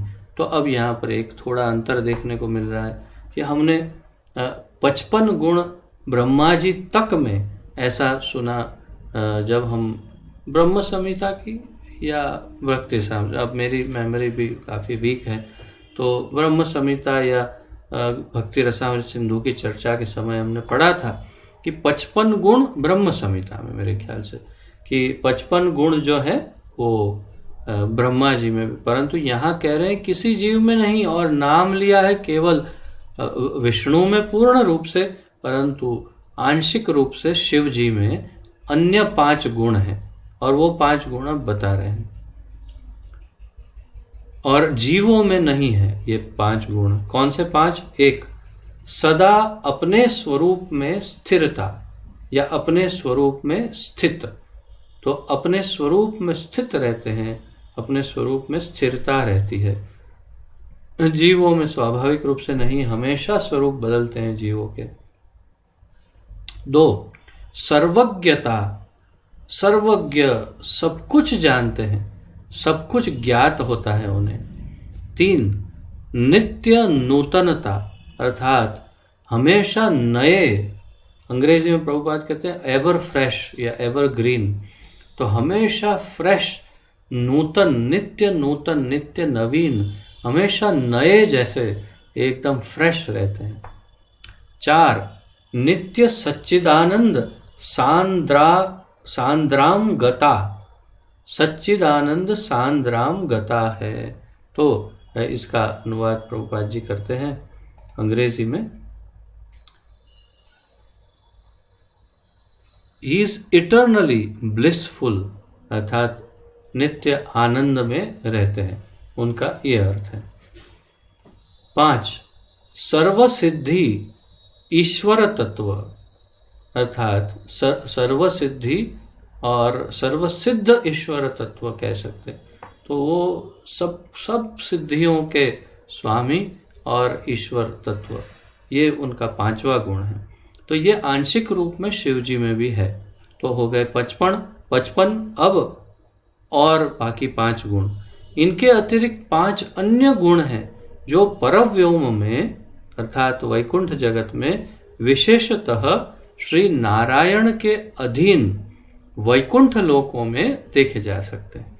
अर्थात ये नारायण और जो वैकुंठ जगत के जीव हैं उनमें ये और 5 गुण देखे जा सकते हैं। 1 अचिंत्य शक्ति गुण संपन्न, तो जिसकी हम कल्पना भी नहीं कर सकते ऐसी शक्तियां उनमें होती। 2 कोटि ब्रह्मांड धारण करते हैं, कोटि कोटि ब्रह्मांडों को अपने ऊपर धारण करने की शक्ति है। सब अवतारों के बीज रूप स्वयं अवतारी हैं। सब अवतारों के बीज है, अवतारी है। 3 हतारी गतिदायक हैं।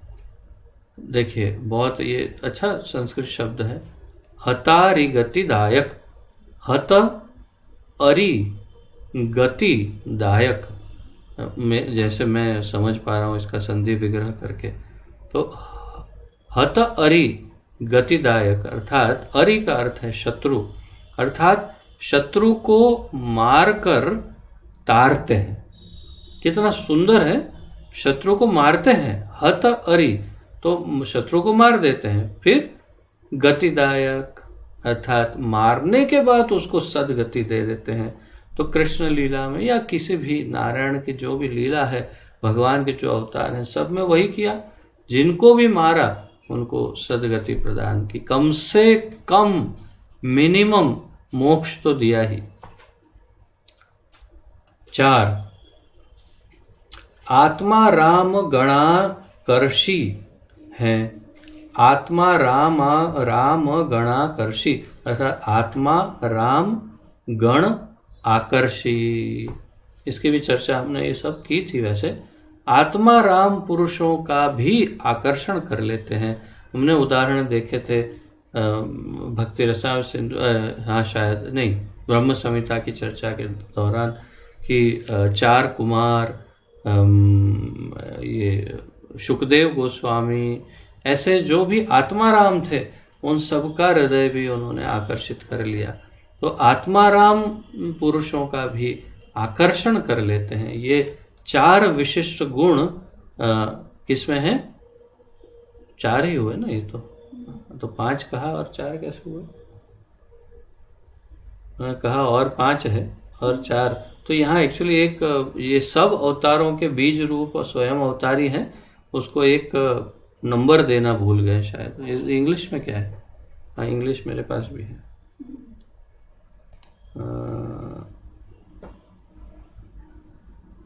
हाँ वैसे ही है जैसे मैं कह रहा हूँ, is inconceivable, he is able to sustain this, हाँ एग्जैक्टली जैसे मैं कह रहा हूँ ऐसे ही कि सब अवतारों के बीज रूप अवतारी है, वो एक्चुअली तीसरा पॉइंट है।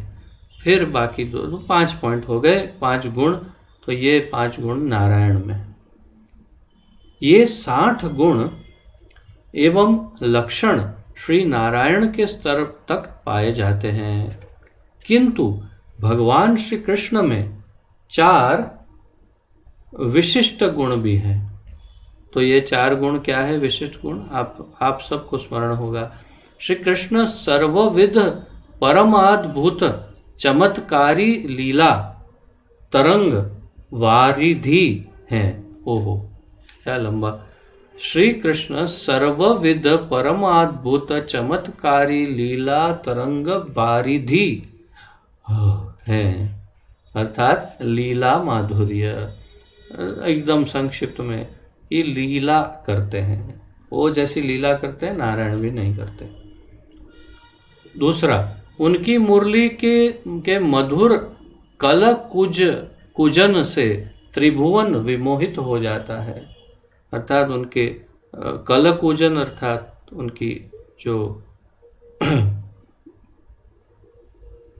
ध्वनि है मुरली की, रव, वो मुरली की ध्वनि से सब विमोहित हो जाता है। वेणु माधुरी, तो पहला था लीला माधुरी या माधुर्य, और दूसरा है वेणु माधुरी, ये दूसरा गुण है। अर्थात अपने कोई नारायण मुरली नहीं बजाते। 3, वे अतुल्य मधुर प्रेम पंडित प्रिय मंडल हैं। आहा, अतुल्य मधुर प्रेम पंडित प्रिय मंडल अर्थात प्रेम माधुर्य। तीसरा है प्रेम माधुर्य। प्रेम माधुर्य अर्थात वो जो भक्तों के साथ, गोपियों के साथ उनका जो प्रेम का आदान प्रदान है, वो ऐसा नारायण में नहीं है, प्रेम का आदान प्रदान। 4, उनकी असमोर्ध्व रूप माधुरी त्रिभुवन गत चराचर मोहिनी है। हाँ, उनकी असम ऊर्ध्व रूप माधुरी त्रिभुवन चर अचर मोहिनी है, अर्थात रूप माधुरी। चौथा गुण है रूप माधुरी। रूप माधुरी अर्थात उनका ऐसा रूप है कि नारायण स्वयं भी मोहित हो जाते हैं। अरे स्वयं श्री कृष्ण ही स्वयं से मोहित हो जाते हैं। इतने इतने ज्यादा सुंदर हैं, उनसे ज्यादा सुंदर कोई नहीं। हाँ, एक को छोड़ के, श्रीमती राधा रानी, जो उनसे भी अधिक सुंदर है। तो ये है त्रिभुवन मोहिनी रूप उनका। तो ये चार, तो 64 हो गए। ये 64 गुण हो गए। टाइम हो गया, लेकिन मैं राधा रानी के 25 गुणों को कैसे छोड़ूं, कैसे छोड़ूं? आज नहीं चर्चा करूंगा तो फिर अधूरा हो जाएगा। मुझे अधूरापन लग रहा है। मुझे क्या आज विशेष अनुमति मिल सकती है ये 25 गुणों की चर्चा करने की? हरी वो ठीक है, तो आप सबकी दया है, और आपकी दया हो ना हो मैं अपने आप को रोक ही नहीं सकता, क्योंकि ठाकुर जी के 64 गुण, राधा रानी के 25 गुण की चर्चा नहीं करेंगे, ऐसा कैसे हो सकता है? जल्दी जल्दी करते हैं। इस प्रकार श्री कृष्ण 64 गुणों से संपन्न है। श्रीमती राधा रानी 25 दिव्य गुणों से विभूषित हैं। इनसे वे श्री कृष्ण को भी मोहित करने में समर्थ हैं। तो राधा रानी के 25 गुण में ही वो कृष्ण को मोहित कर लेती है। एक, वे मूर्त रूपा माधुर्य हैं। मूर्त रूपा माधुर्य अर्थात वो स्वयं ही मीठी है, पूरी मूर्तिमान मिठास है। और माधुर्य वास्तव में प्रेम। तो जो माधुर्य है, प्रेम है, वो स्वयं मूर्तिमान प्रेम है। उनका नाम ही तो आह्लादिनी है। आह्लादिनी, आह्लादिनी अर्थात आह्लादिनी, जो आह्लाद आनंद देती है वो। दो, नित्य किशोरी है। तो हमेशा जैसे ठाकुर जी नित्य किशोर हैं, ऐसे राधा रानी नित्य किशोरी है, केवल 15 वर्ष की है हमेशा। 3, क्या 14 वर्ष की? कहाँ प्रभुपाद जी ने लिखा है? वो मैं बच्चों को पढ़ाती थी। Oh no, she is actually 15। क्योंकि मतलब ऐसा है कि भगवान 15 वर्ष 7 महीने समथिंग, तो ऐसे राधा रानी 14 वर्ष 3 महीने मेरे ख्याल से। तो या you can say 14, yes correct. तो 14 वर्ष की, चलो तो 14 वर्ष की है। क्योंकि अगर कृष्णा 16 के तो ये 14 की कैसे होगी, इसीलिए मैं 15 तक ले गया। तो फिर कृष्णा 15 के हैं और राधा रानी 14 की। एक ही वर्ष का डिफरेंस करना है, ज़्यादा डिफरेंस नहीं करना है। तो नित्य किशोरी। 3, चपलांग है, अर्थात उनकी दृष्टि अतिशय चांचल्यमयी है। तो अब उनकी दृष्टि जो है एकदम चपल दृष्टि है। 4, समुज्वल मद हास्य युक्ता है। सम उज्ज्वल मद हास्य युक्ता है।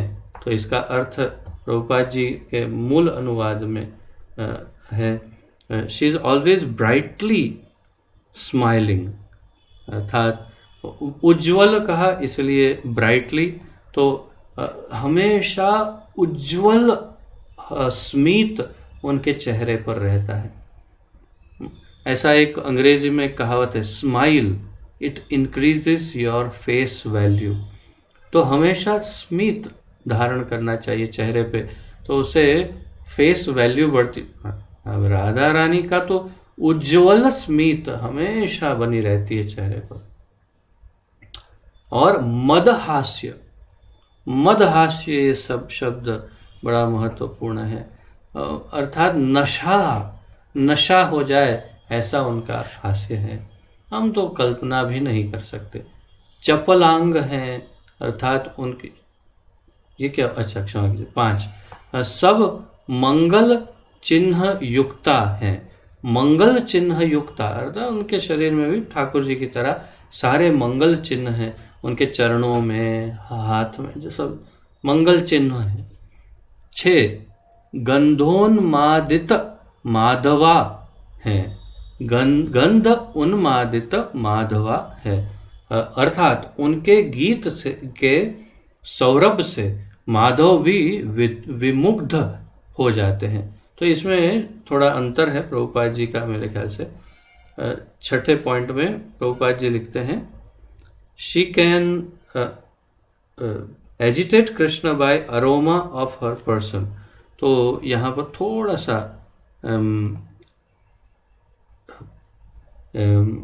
अनुवादक, हिंदी अनुवादक की गलती लग रही है मुझे, क्योंकि शब्द स्पष्ट है गंध उन्मादक, तो सुगंध, तो यहाँ उनके गीत के सौरभ लिखा है, तो गीत की सुगंध कैसे हो सकती है?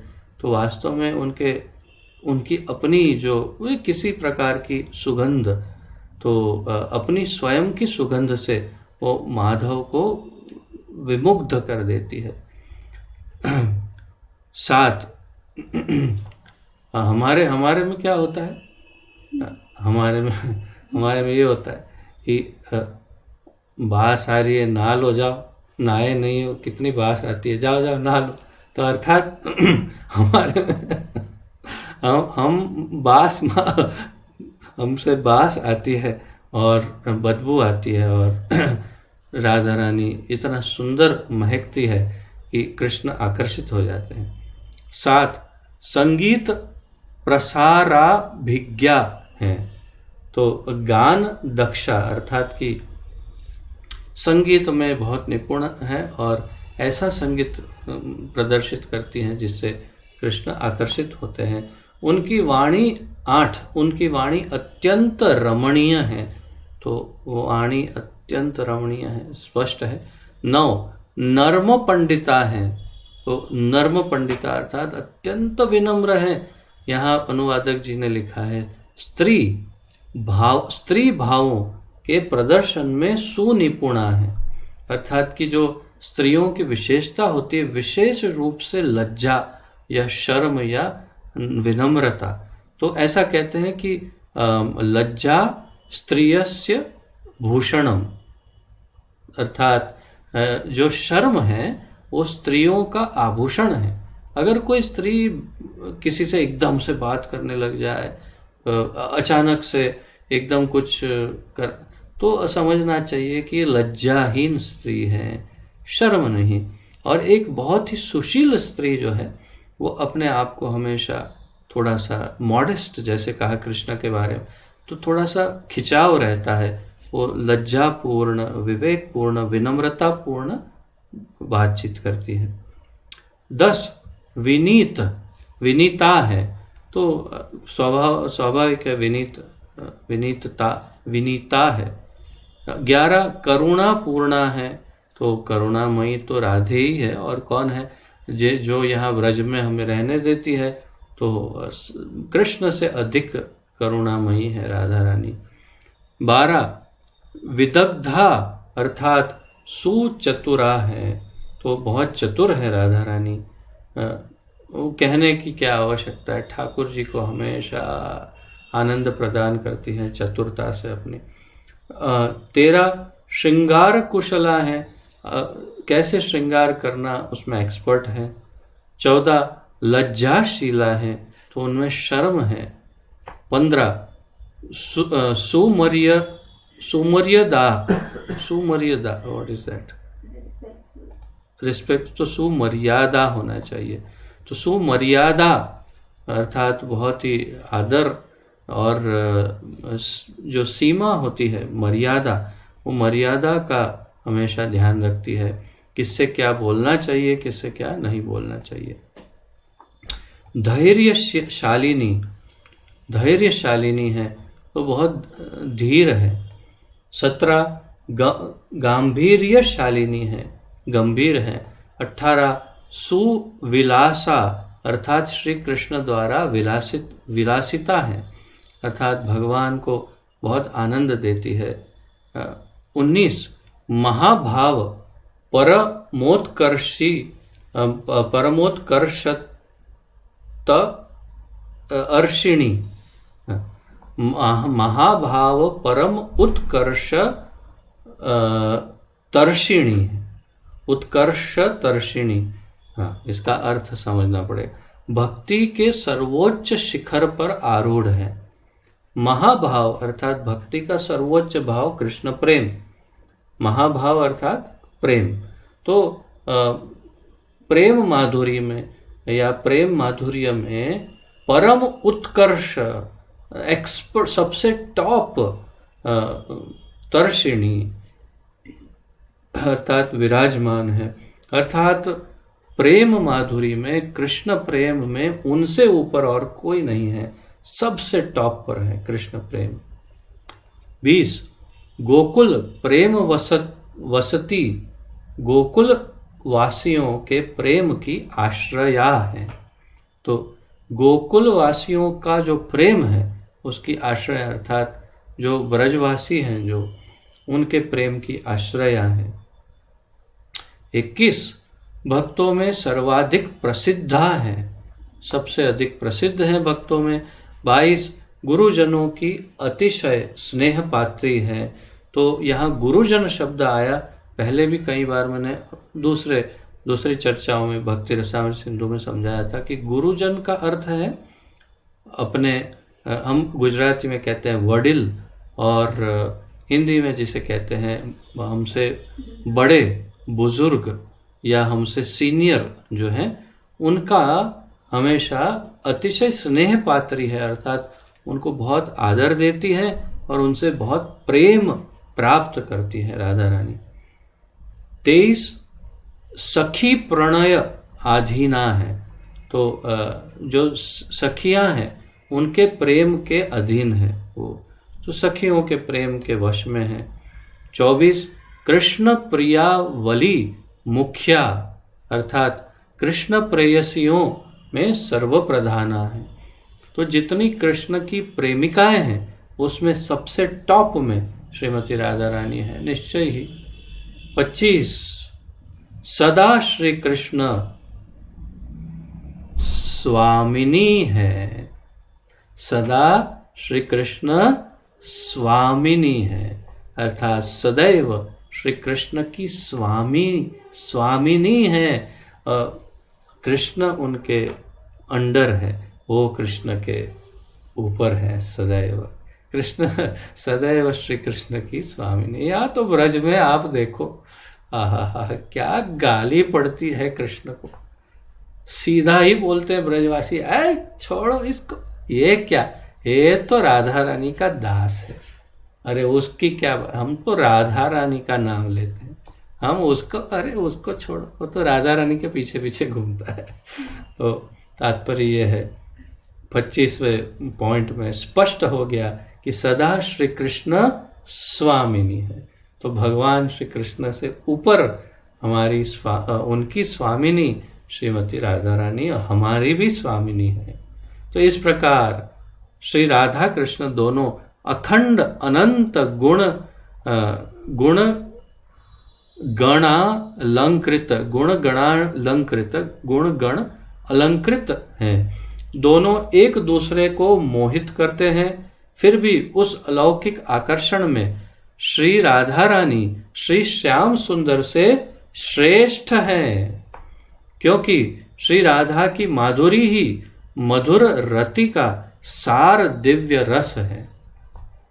इसी प्रकार श्री कृष्ण के साथ दास्य, सख्य तथा वात्सल्य में भी अलौकिक रस है। इनका वर्णन भक्ति रसामृत सिंधु के संदर्भ से हो सकता है। तो आज यहीं तक चर्चा रखते हैं, विराम लेते हैं और फिर कल इसी अध्याय का अंतिम चरण प्रयास करेंगे पूर्ण करने का। अब मेरे हृदय को शांति हुई, क्योंकि कृष्ण के 64 गुण की चर्चा करें और राधा रानी रह जाए, कैसे चलेगा। तो इसीलिए मैंने आपसे स्पेशल अनुमति ले ली। और आप में से अब यदि किसी का कोई उत्कंठा, सुधार, सुझाव, कुछ टिप्पणी, कुछ कहना चाहते हैं तो स्वागत है। जी माता जी। हरे कृष्णा, धन्यवाद, प्रणाम प्रभु जी। धन्यवाद।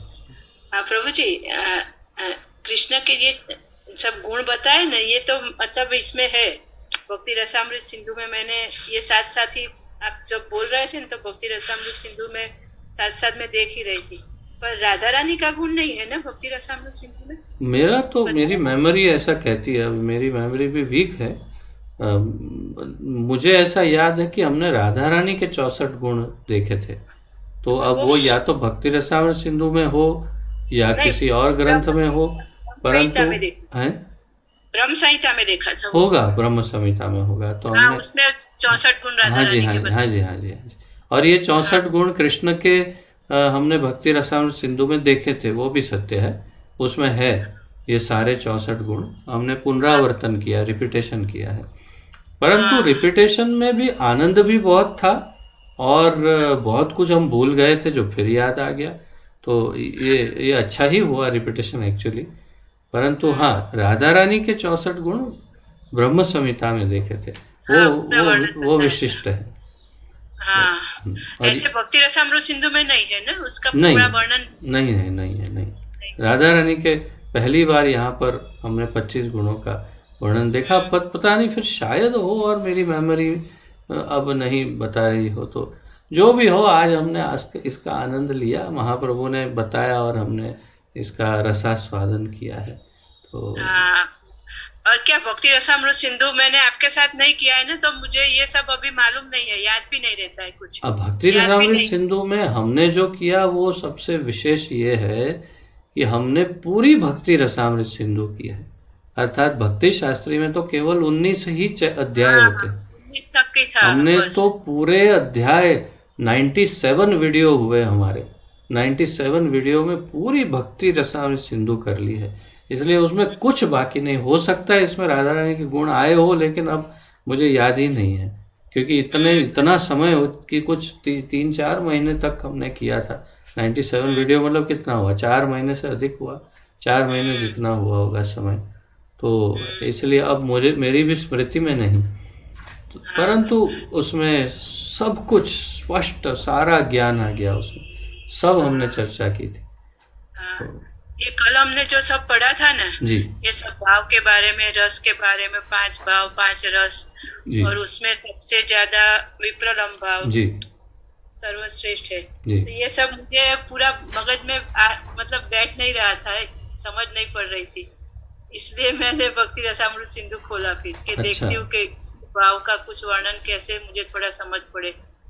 इसीलिए वो मैं पढ़ना अभी स्टार्ट किया, तो श्री कृष्ण के 64 गुण उसमें पूरा विस्तार से बताया हुआ हाँ दिखा हाँ, वो मुझे। तो है, राइट राइट, हाँ, विस्तार इसलिए से वो हमने रस किया था। कल जो लेक्चर हुआ ना, उसमें थोड़ा समझने में थोड़ा बहुत दिक्कत हो रहा है। संचरी भाव, वो व्यभिचारी भाव, वो सब कुछ समझ देखिए, नहीं पड़ रहा। समझने में दिक्कत नहीं हो रही होगी, शब्दों को डाइजेस्ट करने में दिक्कत हो रही होगी।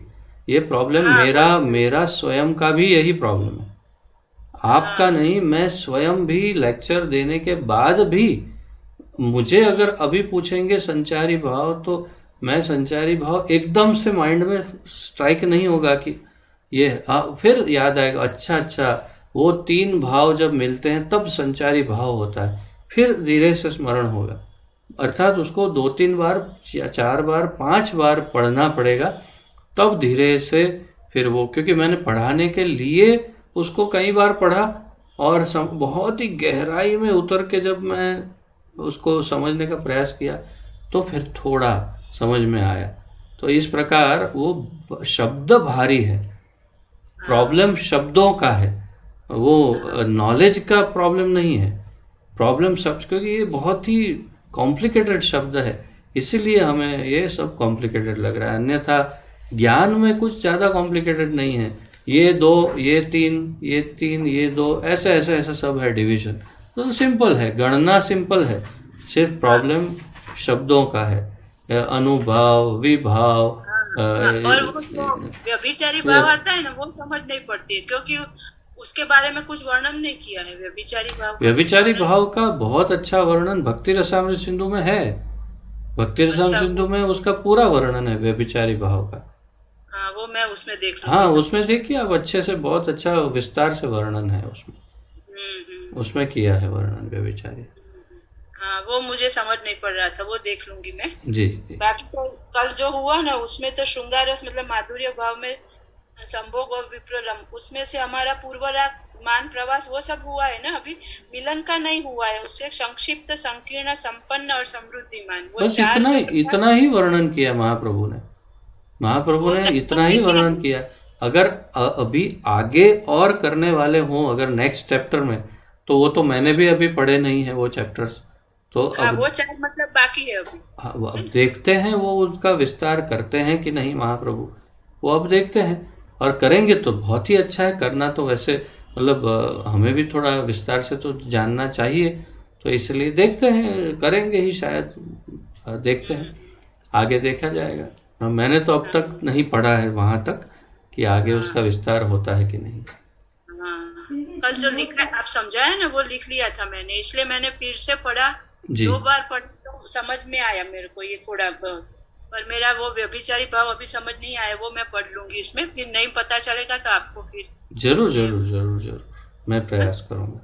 ठीक है, हरे धन्यवाद, कृष्णा। हरे कृष्ण। किसी और का कोई प्रश्न आदि है?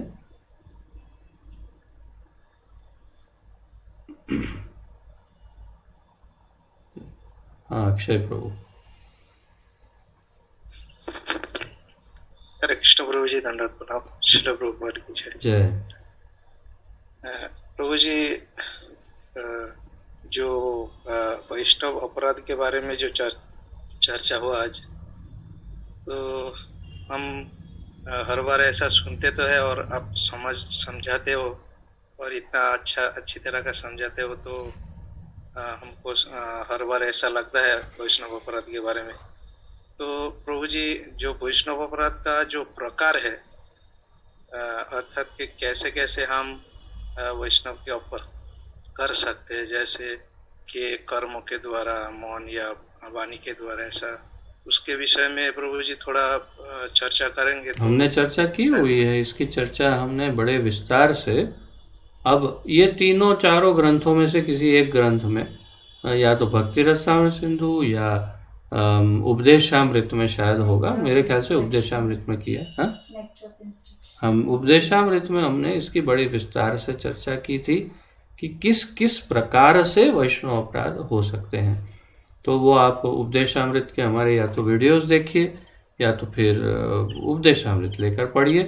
उसमें बताया है बड़े विस्तार से प्रभुपाद जी ने कि किस प्रकार के अपराध किए जा सकते हैं वैष्णव से, और उससे हमें बचना चाहिए।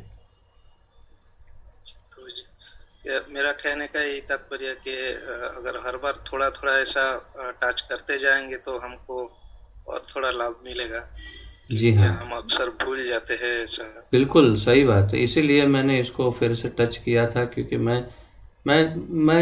अपने अंदर भी देखता हूँ और अन्यों में भी देखता हूँ कि भक्ति की बहुत बहुत परिश्रम करते हैं भक्ति में, लेकिन उससे अधिक, भक्ति से अधिक महत्वपूर्ण जो है उसी को भूल जाते हैं। तो फायदा क्या होगा?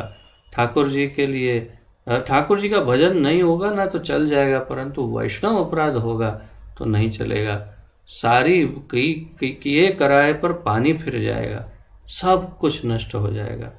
और इसलिए हमें बहुत सावधान रहना चाहिए। सबसे बड़ी बात मैं एक और बताना भूल गया, उसी टाइम बोल देना चाहिए था मुझे, और वो ये है कि वैष्णव अपराध किसी के भी साथ हो सकता है, अर्थात कि सबसे पहले अपने ही घर में अपने बच्चे, अपने पति, अपने पत्नी, अपने माता, अपने जो भी घर में है कोई भी, या फिर पड़ोसी या मित्र, या वैष्णव अपराध किसी भी पात्र, उसमें कुछ ऐसा नहीं वैष्णव अपराध मतलब अच्छा बाहर वाला जो आया होगा वही वैष्णव, ऐसे नहीं। वैष्णव तो सारे हैं, जो भी भक्त हैं उनको यदि दुख पहुंचाते हैं तो वैष्णव अपराध बनता है। तो ये एक अन्य अतिरिक्त महत्वपूर्ण पॉइंट था जो मैं मिस कर गया था उस समय, वो भी हमें ध्यान रखना चाहिए। तो ये सबसे विशिष्ट बातें हैं। और कुछ अक्षय प्रभु आप कहना चाहते हैं? जी प्रभु जी, और प्रभु जी, एक भक्त ने ऐसा एक पॉइंट मुझे बताया था उनका भाव के हिसाब से, कि जैसे हम वाणी के द्वारा जो अपराध करते हैं, तो वो कहते हैं कि अगर मैं किसी के वाणी में अगर दुख पहुंचाऊं तो दूसरे को अपराध लगता है और खुद को भी नुकसान होता है। तो अगर ऐसा हम इस भाव प्रकट करें कि हम किसी की बात पर बुराई ही नहीं लगाए, तो सबसे बेटर होगा। तो मैं ये बात को बहुत ही अच्छा लगा मुझे, और दूसरे को बताने भी चाहता, मतलब कहता भी हूँ कि ऐसा होना चाहिए। क्या प्रभु जी, ये जो भाव है उनका, तो ये क्या सही है कि उचित है कि कैसा है? मतलब मैं जैसे समझ पा रहा हूँ कि कोई यदि वाणी से अपराध करता है तो उसे हृदय पर लेना ही नहीं चाहिए, ऐसा कहना चाहते हैं? जी जी प्रभु जी। हाँ, बिल्कुल सत्य है, बिल्कुल बिल्कुल। और देखिए, एक और बात इससे मुझे स्मरण हुई कि ये कितना गहन है। ऐसे कहते हैं गहनो कर्मणा गति ही, तो कर्म की गति बहुत गहन है, परंतु उससे भयानक और गहन तो वैष्णव अपराध की गति है। मैं उदाहरण देता हूँ। आपने किसी एक व्यक्ति का अपराध किया वैष्णव का, वो दुखी हो गया। अब उसकी पत्नी आई, पूछा क्या हुआ जी? अरे कुछ नहीं, क्या बताओ? नहीं बताओ। अरे कुछ नहीं, वो प्रभु जी ने ऐसा बोल दिया। अच्छा, वो दुखी हो गई, डबल वैष्णव अपराध। वो दोनों को दुखी देखकर उनके बच्चे बोले क्या हुआ, आप लोग क्यों दुखी? अरे कुछ नहीं ऐसा। अच्छा, और वैष्णव, मतलब एक में से मल्टीप्लाई होकर अनेक वैष्णव अपराध हो सकते हैं। आपने तो केवल एक को ठेस पहुंचाई, परंतु उसके साथ साथ उसके जितने परिवार वाले हैं वो सब यदि वैष्णव हैं, और अगर वो सब दुखी हो गए तो इतने सारे वैष्णव अपराध एक साथ मल्टीप्लाई हो जाएंगे। तो ये एक बहुत बड़ी विशेष बात है। हाँ, अब आप जो कह रहे हैं वो बात ये है कि अवश्य ही एक वैष्णव को केवल वाणी से क्या, किसी भी प्रकार से यदि कोई उनका अपराध करता है तो वैष्णव का सोचना ये होना चाहिए कि सामने वाला साधक है, कनिष्ठ है, और कनिष्ठ है इसीलिए अपराध कर रहा है और उसका ज्ञान कम पड़ रहा है, तो ठाकुर जी उसे ज्ञान दे और मैं उसे अपराध से मुक्त करता हूँ। और इसलिए मुक्त करता हूँ ताकि वो ठाकुर जी की अच्छी सेवा कर सके। इसलिए वैष्णव को उसी समय उसे मुक्त कर देना चाहिए अपराध से, और भगवान से प्रार्थना करनी चाहिए कि उसे सद्बुद्धि, सन्मति दे, जिससे वो किसी अन्य वैष्णव का अपराध न करे। बस ये प्रार्थना करके उसे उसका मोचन, मुक्ति दे देनी चाहिए उसको अपराध से। ये अच्छे वैष्णव के लक्षण हैं। जी माता जी। हाँ प्रभु जी, ये बिल्कुल सही बात है। हम किसी को क्षमा कर देंगे ना तो उस व्यक्ति को इतना दोष नहीं लगता है, तो मतलब उसकी प्रगति नहीं रुकेगी, फिर तो उस सेवा में फिर लग सकता है। और हमें भी, मैं ऐसा सोचती हूँ कि कोई भी जीव को, मतलब वैष्णव का तो नहीं ही करना चाहिए, पर जो साधारण, मतलब हमारे आजू बाजू भी कोई है, सामान्य जीव है, मतलब जो भक्ति में नहीं है, हमारा प्रयत्न ऐसा ही रहना चाहिए कि किसी भी जीव को हमारी वजह से कष्ट ना हो। बिल्कुल। और कष्ट हो गया तो हमें अब तुरंत, मतलब मन से भी उनकी माफी, क्षमा मांग लेनी चाहिए। सही बात है। प्रतिक्रमण कहते हैं ना उसे, क्या कहते हैं, क्षमा मांगना। तो तुरंत क्षमा मांग लेनी चाहिए और प्रत्यक्ष ही मांगनी चाहिए वैसे तो। और अगर नहीं होता है किसी तरह से, तब नहीं तो ये भी हो सकता है कि वो किसी का अपमान कर दिया और फिर भगवान के सामने जाकर कहा, हे भगवान मुझे उसके लिए माफ़ कर दीजिए, तो उसके हृदय से निकला नहीं है। जब तक उसके हृदय से नहीं निकलेगा तब तक ये बीज की तरह है। जैसे बीज हृदय में हो और फिर जैसे बढ़ता जाता है, अंकुरित होता है, वैसे ही जब तक क्षमा नहीं मांगेंगे तब तक, अगर वो कनिष्ठ लेवल का भक्त है तो वो उसके ऊपर बहुत सोचेगा। जितना सोचेगा उतना दुखी होगा, जितना दुखी होगा उतना हमारा अपराध और बड़ा बड़ा होता जाएगा। इसलिए जल्दी से जल्दी उनसे क्षमा ही मांग लेनी चाहिए। यही सबसे अच्छा उपाय है उससे मुक्त होने का, अन्यथा बहुत बिगड़ सकती है बात। सही बात है प्रभु। प्रत्यक्ष क्षमा मांगना सबसे अच्छा है। किसी कारणवश न हो तो फिर हृदय से क्षमा मांगनी चाहिए। सही बात है। आज बहुत अच्छा लगा। देखो ठाकुर जी ने कैसी अनुकूलता दी थी। प्रभु जी आज पहले नई शादी में जाने वाले थे और अभी आज शादी के लिए चले गए, इसलिए मुझे प्रसाद बहुत अच्छा। मैं भी सोच रहा था कि आज आप क्यों किचन में नहीं भागी भागी जा रही, क्या बात।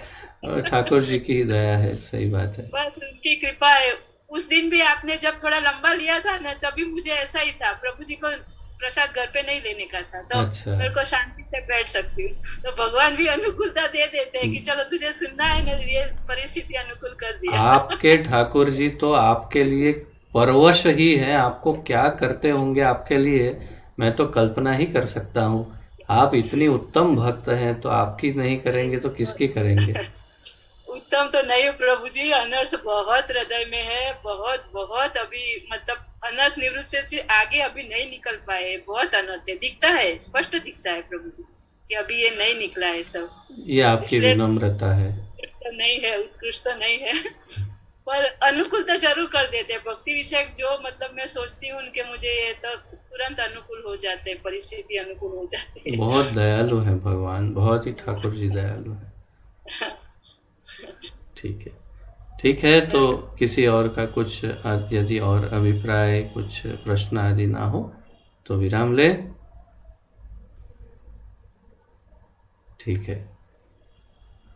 श्री चैतन्य महाप्रभु की जय। श्रील सनातन गोस्वामी प्रभुपाद की जय। पतित पावन अभय चरणारविंद भक्ति वेदांत स्वामी श्रील प्रभुपाद की जय। पतित पावन गुरुदेव की जय। निताय गौर प्रेमानंदे। हरि हरि बोल। आप सबको कोटि कोटि दंडवत प्रणाम और आप सबका बहुत बहुत धन्यवाद। हरे कृष्णा।